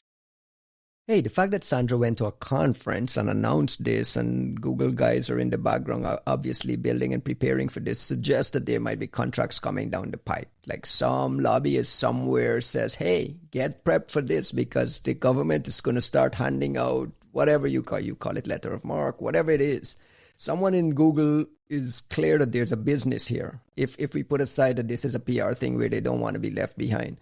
Costin, some closing thoughts on this? I think either way, this is a very cool initiative. It would be nice if other companies were doing the same, either for PR purposes or whatever. If you remember the DCU initiatives, they actually started a lot of very interesting things, including events, conferences, information sharing. So all of that, kind of advances the overall a goal for everyone of things to be better, safer, and so on. Now, if this will have a commercial angle, I don't know that, but I am even happy if it's just like for PR purposes. You're cool with it. You're into I'm this cool with disruption it. activity, yeah. Just one thing, probably this is gonna cost money, and you are saying like, why haven't been doing this for before? I think it takes approval at the top, and people will always say like, what are we getting in exchange? And it's sometimes difficult to explain this positive PR angle when there's like no money involved. Like, yeah, we're gonna get some kind of good vibes and cookie points from the community, and unfortunately, I see this in a lot of companies that the leadership doesn't understand the value of these cookie points in the community, and the respect from other companies and from your colleagues, which in my opinion is super, super valuable. Of course, like Google TIC doesn't need like additional respect, but nevertheless, let's not forget that Google's kind of motto is do no evil, try to do things the right way. No, that used to be the motto. It used to be the motto. They don't not do evil anymore. So I don't know, man.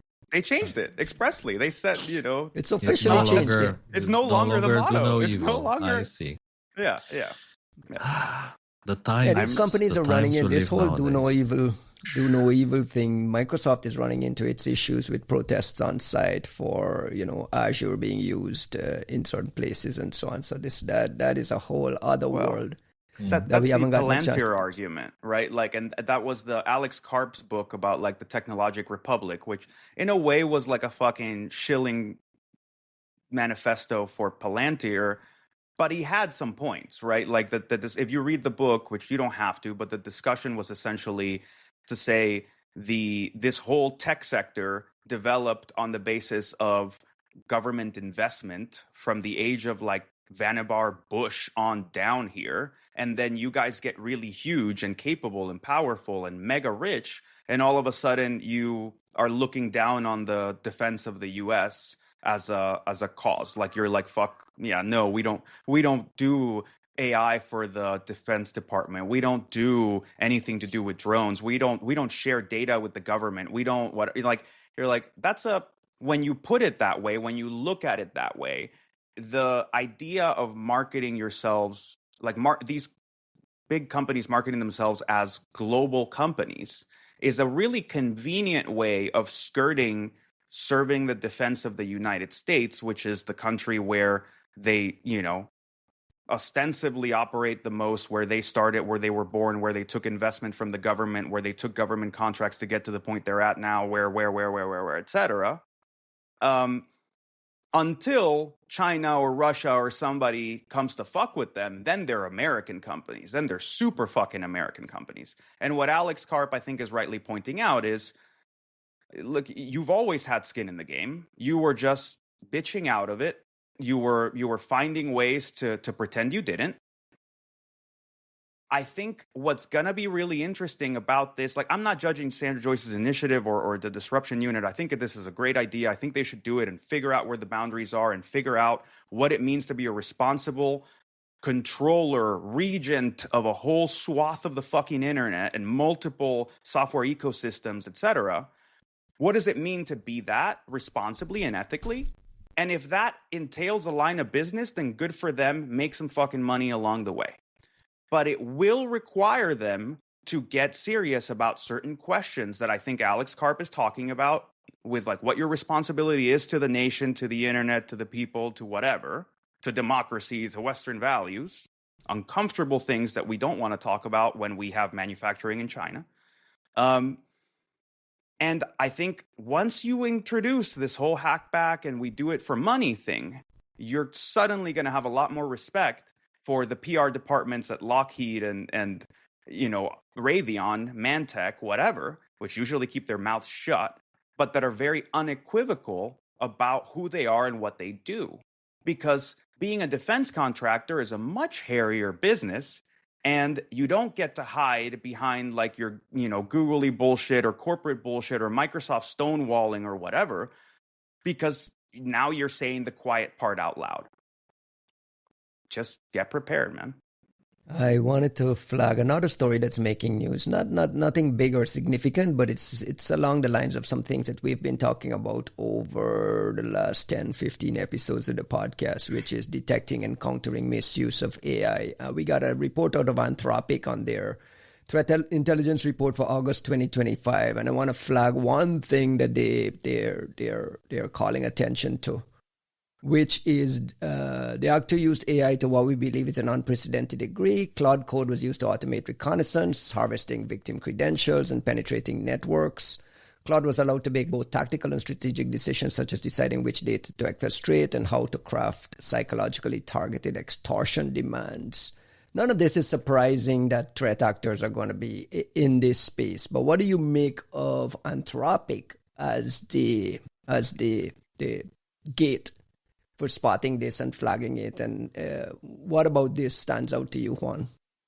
I've given Anthropic a lot of shit, and actually I kind of want to apologize for that in a sense, because I've been giving Anthropic as a company a lot of shit about what a subset of, AI doomers think about what the future of AI is. However, as a Claude Max subscriber and enthusiastic Claude Code user, they're building a great product, and they're really owning and cornering a specific side of that market in a valuable way. And when I see them put this out, I'm reminded that they do have security talent, folks like Wim out there who have worked with us before, are doing cool shit.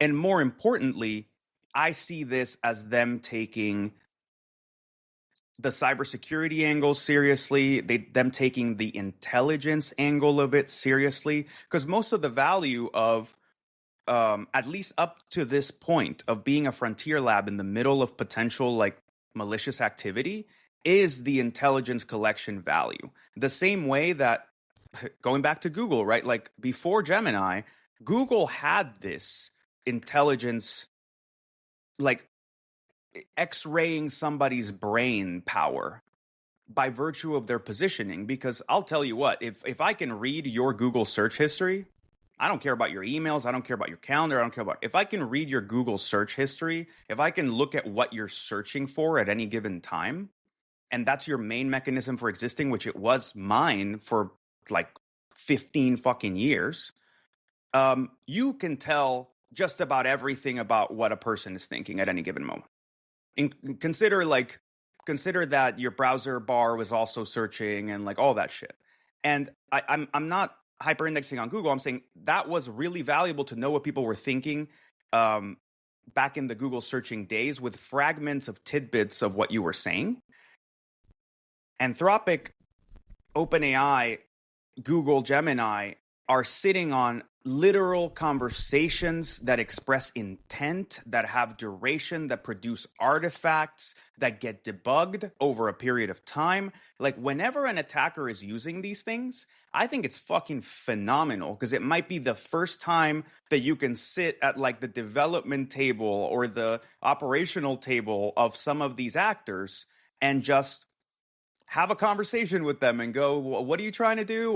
They were trying to fix, you were trying to debug this bit. Like, imagine the intelligence that people gleaned from the old Turla Agent BTC days because they figured out that Vlad, Gil, Yurik were on certain forums asking about debugging certain components that were specific to Agent BTZ and like old Turla drivers. And like just that, being able to connect those things was like, oh my God, like we can get into the mind of these people. And it was like a bunch of fucking forum posts from like 10 years ago.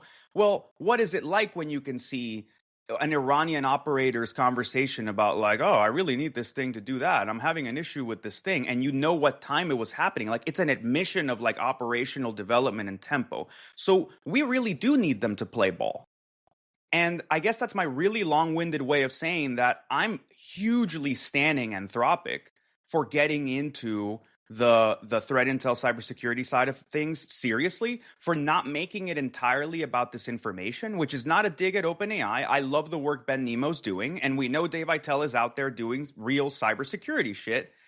But I love seeing Anthropic come into it and like throw their hat in the ring with a strong one, like right off the bat, and basically saying that they are a player on the cybersecurity, on the security side, and that they want to play. Because like I think, like, sorry, the last bit there is, this is my personal vendetta, and the more I talk about it, the more this is like likely going to be my keynote at LabsCon. I think that cybersecurity has to reinvent itself through the means of AI in some kind of like cybernetics discussion. Let me put you full screen. Go. This motherfucker's trying to like get the clip going. No. I don't want to plug it. I don't want to spoil it, but I have said it many times on here. I think there was a limitation, a systematic limitation in capacity, in autonomous ability, in our ability to automate things that meant that the project of cybersecurity was never going to meaningfully scale. Never. We were fighting against a boundary for which our human limitation was just ill-suited. And I cannot, up until this point and until Neuralink or whomever the fuck figures out how to do it, you cannot increase the, let's say, token throughput of a human brain. There's only so much thinking and managing of attention that you can do. There's the limitations of how consistently smart a person is, what context they have by virtue of their education, how they're feeling, have they been fed, are they awake, are they sleeping? There's all kinds of ways in which, as humans, we are limited in our ability to produce evaluative power, and we are inconsistent in its production. So having agents, like, yes, it's AI hype, whatever the fuck you want, I don't care. Up until this point of AI development, we have been able, or as a society, as a species, we have been able to create a certain greater level of autonomy that can be deployed, parallelized, fed by electricity, reproduced infinitely, that changes the ROI calculation for the kind of work that is worth investing into, that is worth doing.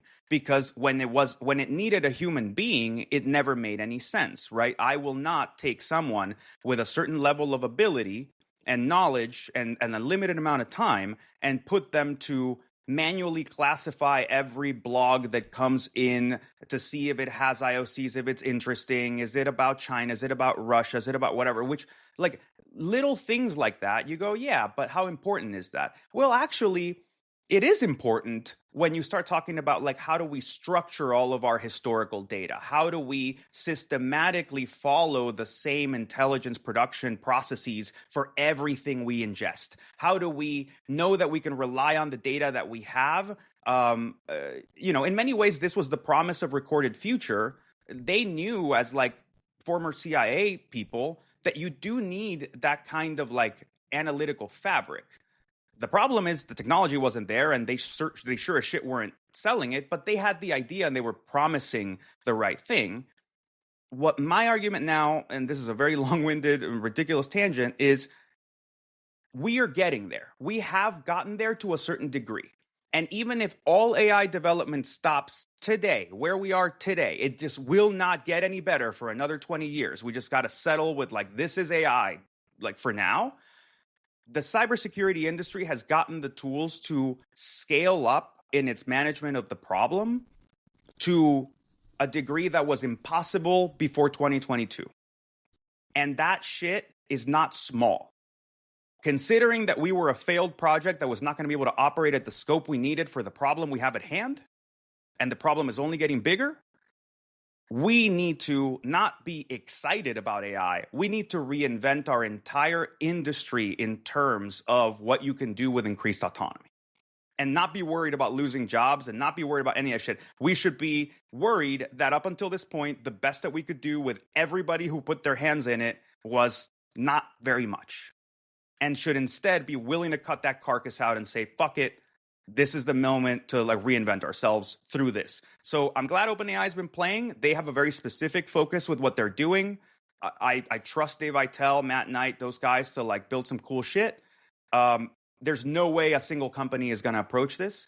And I think for something as complex as cybersecurity, domain expertise is going to matter way more than the AI part of it. It's just about putting the right features and capacity and capabilities together in service of figuring out what AI for security means and how you actually do that meaningfully. And frankly, like, it's my project. Like, it's what I want Sentinel Labs to be doing for the next 5 years. It's what I want Sentinel One, which is a company that has promised itself as like the AI company in cybersecurity.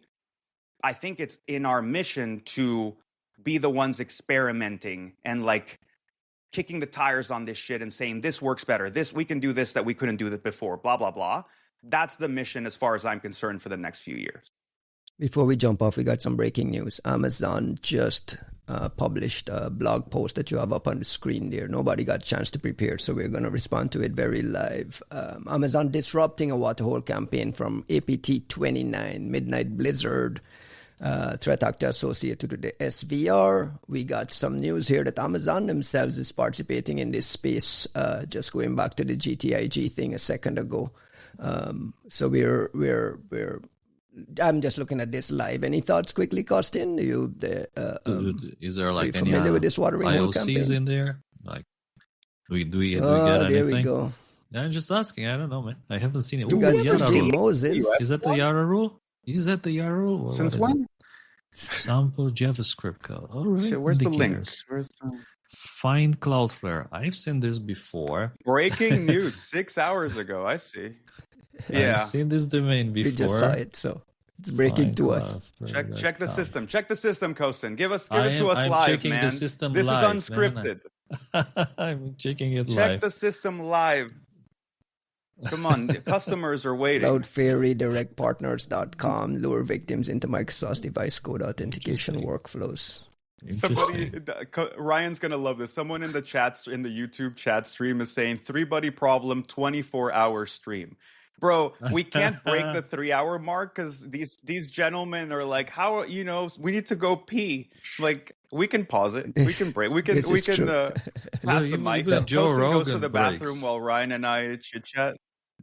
Even Joe Rogan. But Joe Rogan's getting high. He's having a good time. I haven't seen you guys are. I don't see you guys right? hitting that energy right now. Oh, man. Before we got sidetracked with the APT 29 Amazon thing, Costin, quickly, I wanted you to give a closing thoughts on the Claude Anthropic blog post and the Frontier Labs as the threat intel providers, as the guys on the ground doing the watching of that. Is that where you see a business model for those guys? Is there room for private sector to be involved in that in some way? How do you see like monetizing that and the ability to and the effort that they put into making sure they're like publishing these reports on a monthly basis about what they're seeing? I mean, look, this report, including the PDF file, because there's like this summary and then there's like this extensive PDF file, which in my opinion is maybe the best report to date coming out of these AI companies, is maybe perhaps the most thorough, extensive, and full of details that I have seen. And there have been a few other reports in the past, right, from OpenAI, from other companies. But this one, it kind of, it clicked with me in a certain way. And I'll tell you what attracted my attention the most, or what raised my interest here. This felt like the silence of 10 years ago, like the silent detections of 10 years ago. So 10 years ago, what was going on? Malware developers, they were installing antivirus products on their computers. They would bring home the code from work, be it NSA or whatever. They just play with it on their laptops, and they don't realize there's like silent detections, and all that stuff gets sent to the antivirus providers. That was like 10, 15 years ago. I don't think they were supposed to be doing that, Costin. I think some of them went to jail for that. Yes, but it was happening. But I and agree. Then people realized, so they stopped installing antivirus products on their laptops.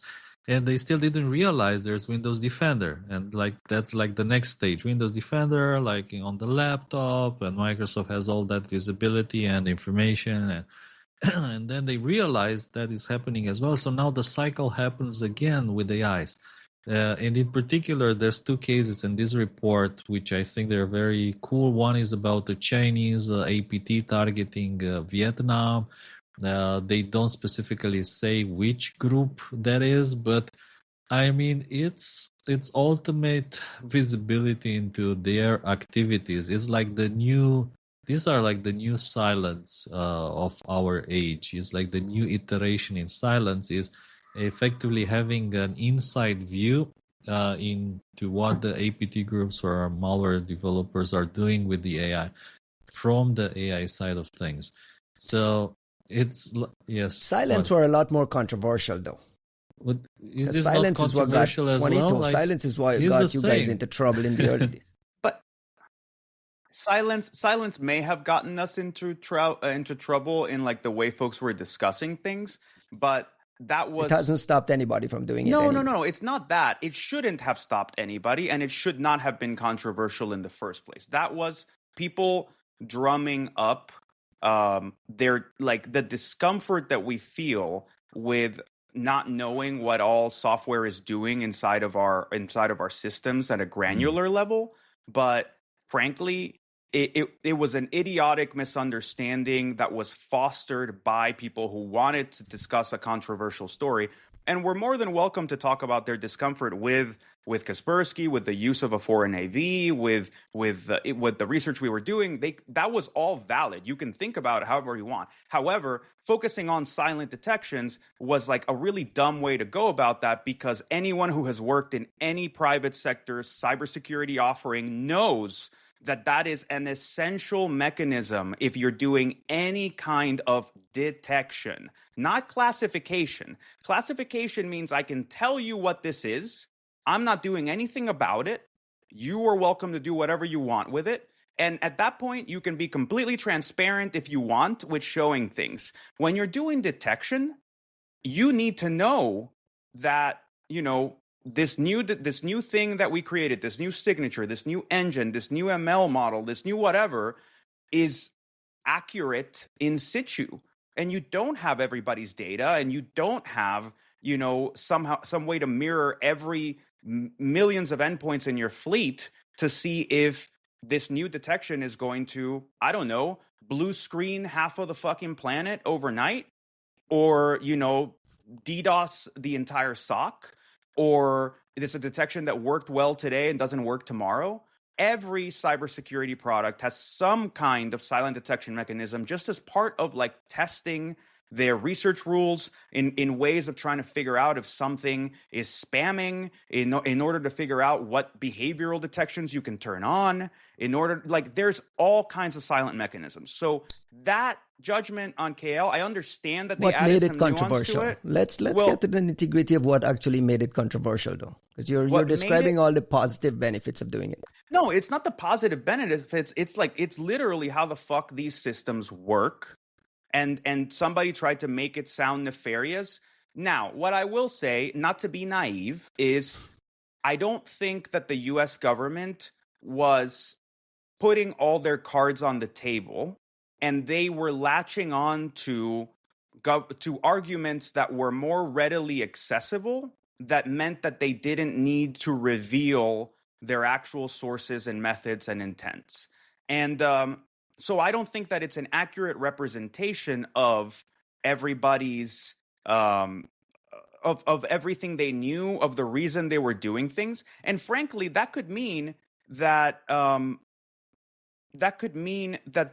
hell, maybe they didn't even have a very legitimate reason for going at KL, other than they didn't like our research. They didn't like Costin, me, and other people burning US ops. They didn't like Eugene. They didn't like the spread of Kaspersky's global reach, the same way that we're uncomfortable with Huawei's global reach. Like, there's all kinds of valid national security reasons why they could have chosen to do that. Then there's, and again, not to be naive, then there's also the possibility that the US government full on knew that something terrible was happening at Kaspersky. And frankly, it was a 5,000 person company when we were there. We were but 50 fucking people doing our part of things. We can speak to what we saw. We can't speak to whatever the fuck the rest of the company was doing. And if the US government saw some insane shit, Okay, like I'll give them that. However, the way we went about it was, or the way the US government went about it was essentially to try to make boogeymen out of things that anybody who works in this industry knows is just not what they're presenting it as. So I think that there's the real reason, and then there's the publicly palatable argument, and the two don't seem to have quite as much overlap as others might think. You view what Anthropic and OpenAI are doing on the early monitoring side as along the lines of silence? Like No, Costin does? no, not at all. I not at all. I think that I think of it the way that I think of what Google Tag was doing. I think of it the way of like what certain parts of Microsoft for sure were doing, where you have something that someone inputs a lot of information into and gains a lot of information out of that is telling of what those people are doing.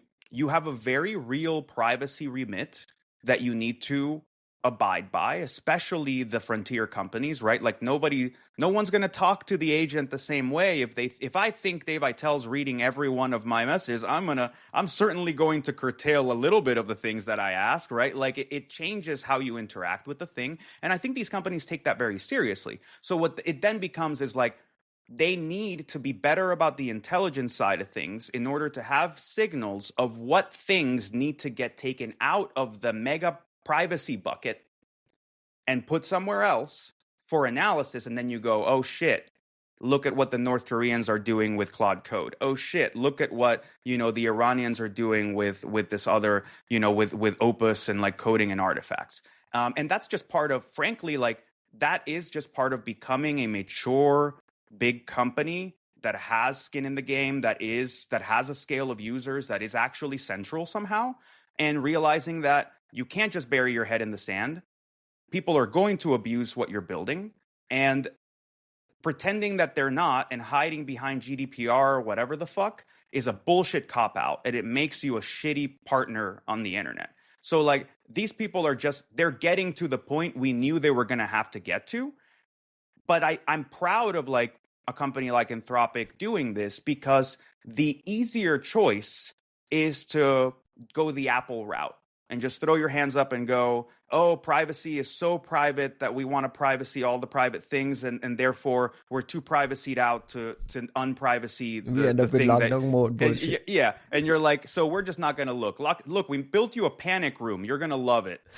Lock yourself in there. You'll be fine. With Costin. Like, yeah, just Costin is in there. He's made the place super nice. You're going to love it. I think this is great. I hope this means that, I hope this is a signal that Anthropic is mirroring OpenAI and deciding to get serious about their applications in security, along with what looks like a competent threat intel approach. Costin, you see any sort of ethical, legal things there that flags in your mind? You raised the silence issue. Wrap up this conversation for me. I raise the silence issue because I think this kind of highlights one of those cycles. So what will happen here is people will realize that their development, malicious code development with Claude and whatever is being watched, is being monitored. So they're just gonna stop doing that, and they're gonna move either to local models or different models, or let's just try to anonymize the whole thingy. And I think it's just like a normal cycle of life in threat intelligence, malware research, monitoring, and whatnot. And in particular, I think this tells a lot about Anthropic, because if you're a threat intelligence company, then you don't want to expose these capabilities. That's why people don't talk about silence. They don't want to spook the threat actors from using their platform. Now, Anthropic doing this, it tells me that they want these people away from their platform. See, they just don't want to deal with this shit. They just don't want people using Claude to develop malware. So the moment that you start exposing that, everyone will freak out and they'll just get the hell out of using Anthropic to do all these things, including, again, we're talking here about serious APT actors. So there's like silent Kolima or Cholima or whatever. So there's like the big guys. Taking out Korean guys as well listed in there. Yeah, sure. Like the big guys leveraging these capabilities to do their operations, which is again the level of visibility from using LLMs. In my opinion, it beats the hell out of everything that was possible with silence back in the days. Like this is like having like a cheat sheet, like an a analyst in the sheet, same room with the bad guy looking over his shoulder at everything that he's doing. So it's like getting to be the Dutch for a day. Yeah, like being the Dutch for a day. Correct? Dutch for a day. I actually, it's an interesting question. I don't know, Costin. Like I don't disagree with what you're saying. I've made the same argument myself. About like, you know, the way that I used to put it was like, this is a trust and safety problem for as long as these people, like attackers, have to use the frontier models, right? And as Costin said, right, if you really feel like you're being monitored, all that stuff, like you're going to switch to local models.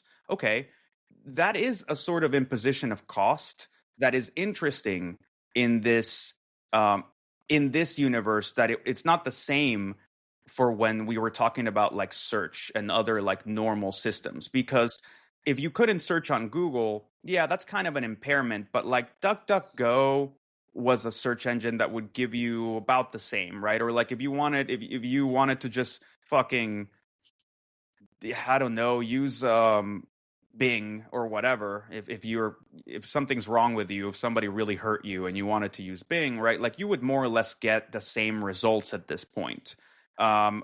With the AI side of things, the question is like, well, how much better is Claude Code? How much better is GPT-5, Codex, etc., that you're impairing them by them not getting to use the latest models, not getting to use the online version of whatever?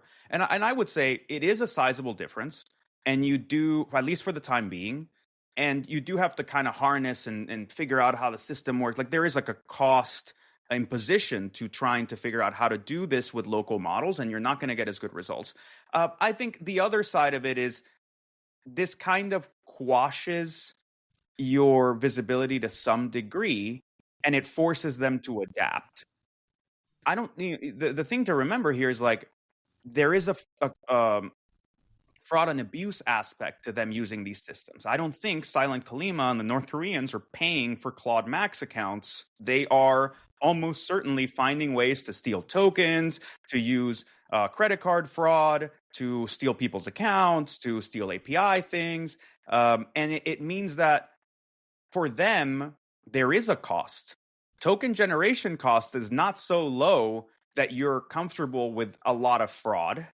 And if these people are using it in any meaningful way that isn't just like, I'm saying like, let's say DPR KIT workers. If Claude Code is doing most of the work the DPR KIT workers are doing, and they're doing it on the basis of like fraudulent accounts, then this is costing Anthropic a fuck ton of money.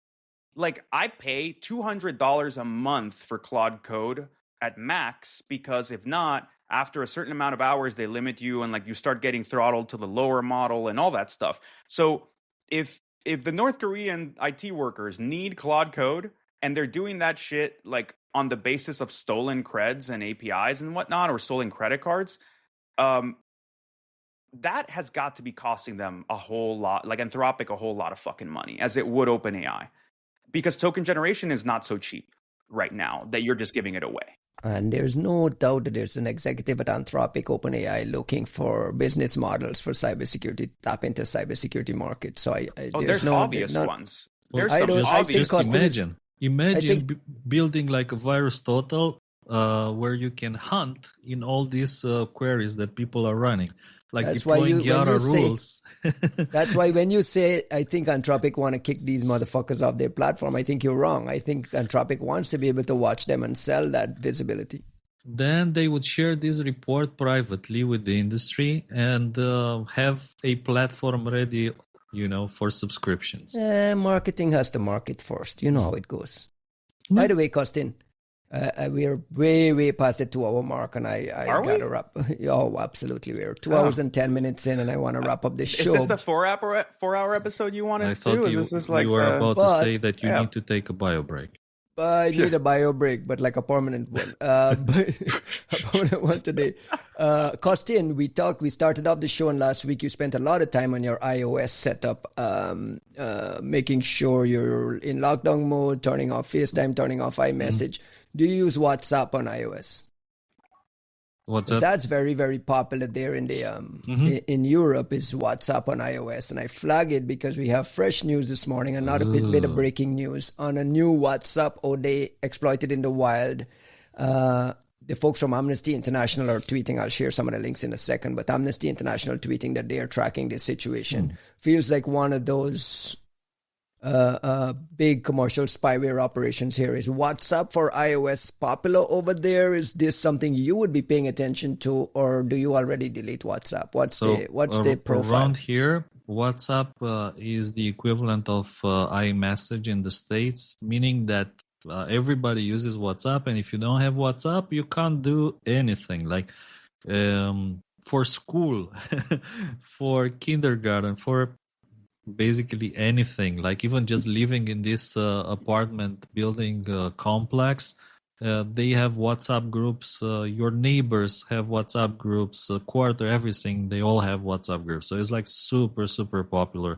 Everything these days in Europe, or at least in WhatsApp here, is basically WhatsApp. Like the BlackBerry Messenger stand-in. You remember like when BBM was like the thing everyone in like all of Africa, Latin America, Europe used, and then the US moved past it because of the iPhones. But it's almost like a natural corollary. Even look at how judgmental we are about like, oh, when I message you, do you have a blue message box or a green one because you're on Android? Like that's why WhatsApp is as popular as it is everywhere else. And not only in Europe, but all throughout Latin America. I remember when we were in Argentina, we were booking restaurant reservations on WhatsApp. WhatsApp for Business was a very popular thing. I've had to get customer support for El Al flights in Israel through WhatsApp agents. Like that's the only way I could get an answer. Sorry, Costin, go ahead. Like you were showing something very, very interesting.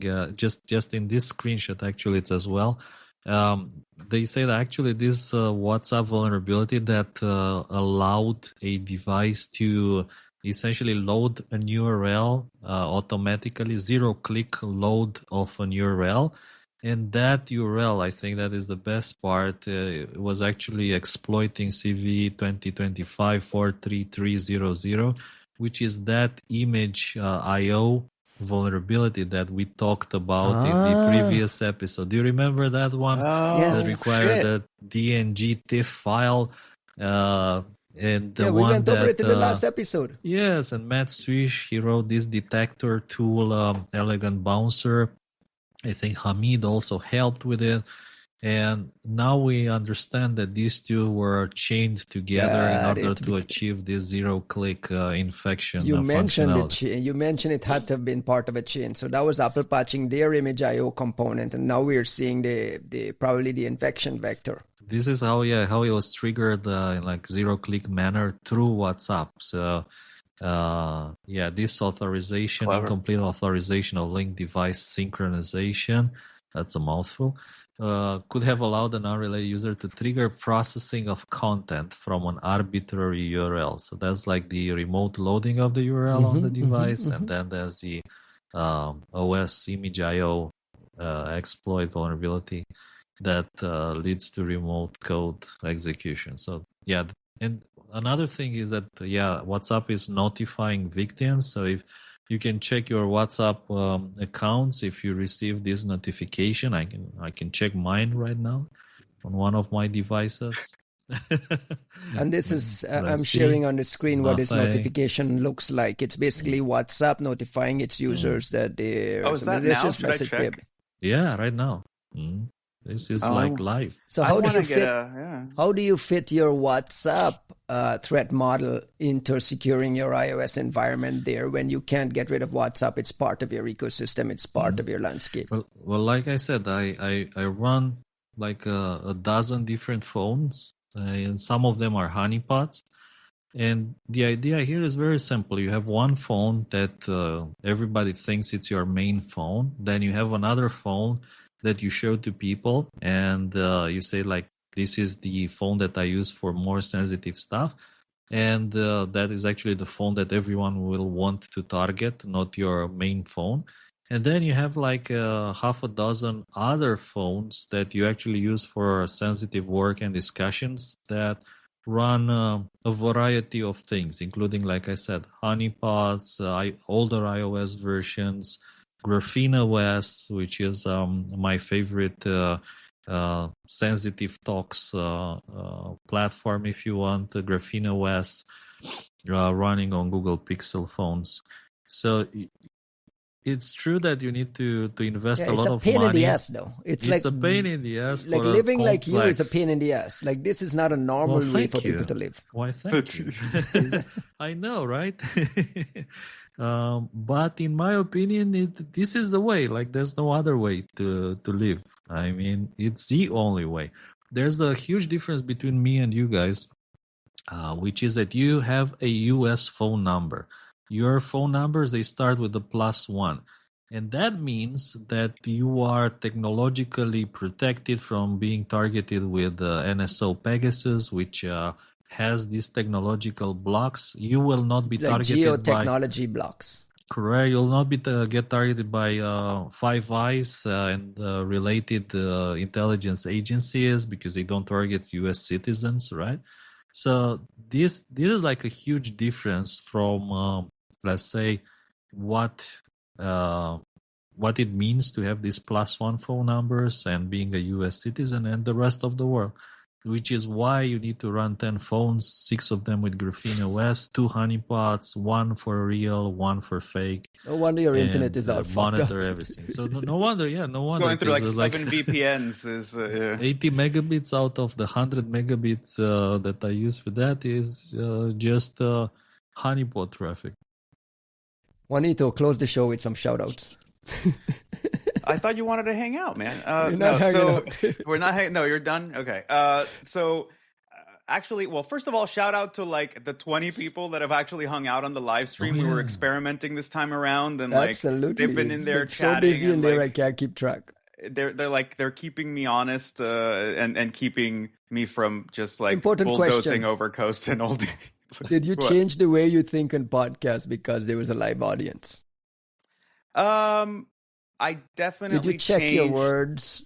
Did you tone down certain things? I'm just curious about your mindset, knowing that there's a live audience watching. I think the only thing, I definitely was paying a little more attention to some of the chat, but I don't think I changed my words. The thing I did do that I think a lot of people complain about is I don't realize when I kind of drive a truck right over Costin's argument, like whatever the hell Costin's talking about, and then like we leave for like 15 minutes and then we don't circle back. So I'm glad that people were like, hey, we still wanted to hear the end of Costin's thing. I'm like, oh, I'll shut the fuck up. I'm sorry. Like, let me, So it's nice to have a bit of like a quicker feedback loop in that sense. It just means, Ryan, we're going to have to make the podcast longer, bro. I don't know what to tell you. I don't know about you. Any LabsCon news to share? Yeah, so actually, so LabsCon. I don't know, man. Why should we keep rubbing the LabsCon stuff, in people's faces? It's sold out. We're done. The audience is a bunch of LabsCon folks as well. So that's true. It's like it's a self-licking ice cream cone out here. But no, we're pretty excited about this. Things are starting to get real. It's why you see me like more tired and stressed out as like the work that it takes to put on this conference is like a steady slope that just resets the day the conference ends. And like, you're already signing contracts, like, the second this is over, you're signing contracts for the next year. And like, it just keeps steadying up. So these past couple of weeks have started to become a lot, and they will only get worse, at least for Ryan and I and St. Myers, Hagel, Courtney Duff, the people that put this together. But it's very exciting times for what's coming. Like the talks sound fucking phenomenal. I'll be very happy to see all of our friends there. I think LabsCon this year will also mark a year of like a new project at SentinelOne that we've been working on with Steve Stone and this new expanded organization. So it's inviting a whole lot of like retrospective thinking about what we've accomplished over the past 12 months. And it's why like I kept telling you, like I don't like giving, I don't like taking a talk at my own conference. It kind of feels like, it feels like just self-congratulatory in a way that I don't appreciate. But last year, it was a sort of painful evaluation of where we are in cybersecurity. And I think a lot of people looked worried. Like they looked at me like I was, like getting ready to hang myself off a fan, just because like cybersecurity is not going well. But in reality, it was a very sober assessment. It was like, if I am gonna take a slot here, then let me come out and say exactly what I think and feel about where we are. And that last year was not a very pretty picture. So I think this year, if I am going to come back on stage, it should be a sober follow-up of that says, okay, those were all the problems and things we were deeply uncomfortable with and the like shitty situation that we were in. This is what it looks like from the other side, because I do think that at least for the project that we've taken on at S1, I'm seeing a very interesting future that it's starting to work out for us. So I'm pretty excited about that. Two quick shout outs from my side. Shout outs to our sponsors at LabsCon. LabsCon is not a business.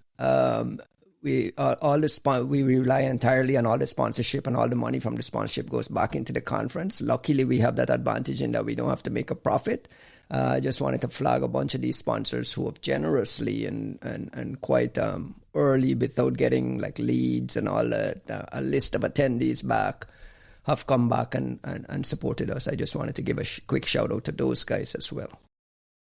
And one last shout out from my side. We have a new company. Our friend Pasquale Stirparo announced yesterday, Rational Edge. I know he's been mentioning he's been working on this for a long time. The website is out at rationaledge.io. I have it up on the screen here. Juanito, do you know what they're doing? Yeah, I mean, I think a lot of us have been advising and kind of watching this rise up. And I'm super proud of Pasquale sort of taking this on as just an analyst who knows what our needs are and is just trying to meet that need. It's not big company bullshit. It's not how do I make, some 50x multiplier by like turning this into some milquetoast product nobody actually wanted. It is a very tailored platform for the kind of analysis, particularly that those of us that like doing like endpoint malware and stuff like that need. And I'm actually really excited for its development. I love this. Like, I really think that I want to see way more of these smaller companies that VCs might refer to derogatorily as lifestyle businesses, but that really ultimately are the ones that are actually going to meet the needs of the threat intel community, of the research community, and do so in a way that we can afford, that we can leverage, that takes feedback, that is doing high-end use cases that we've all been asking for forever, that companies that supposedly serve our needs just won't do.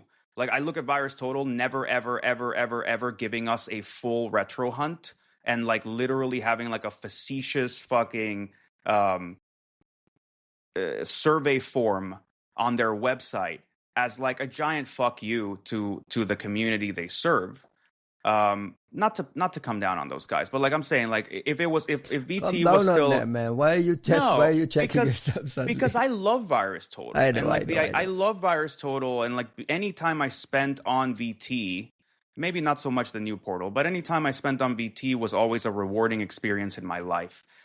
So I love that fucking company and I love the product. But what I will say is I can accept a Rational Edge or a VirusTotal as a little house in Malaga with a bunch of like cool dudes doing some cool shit.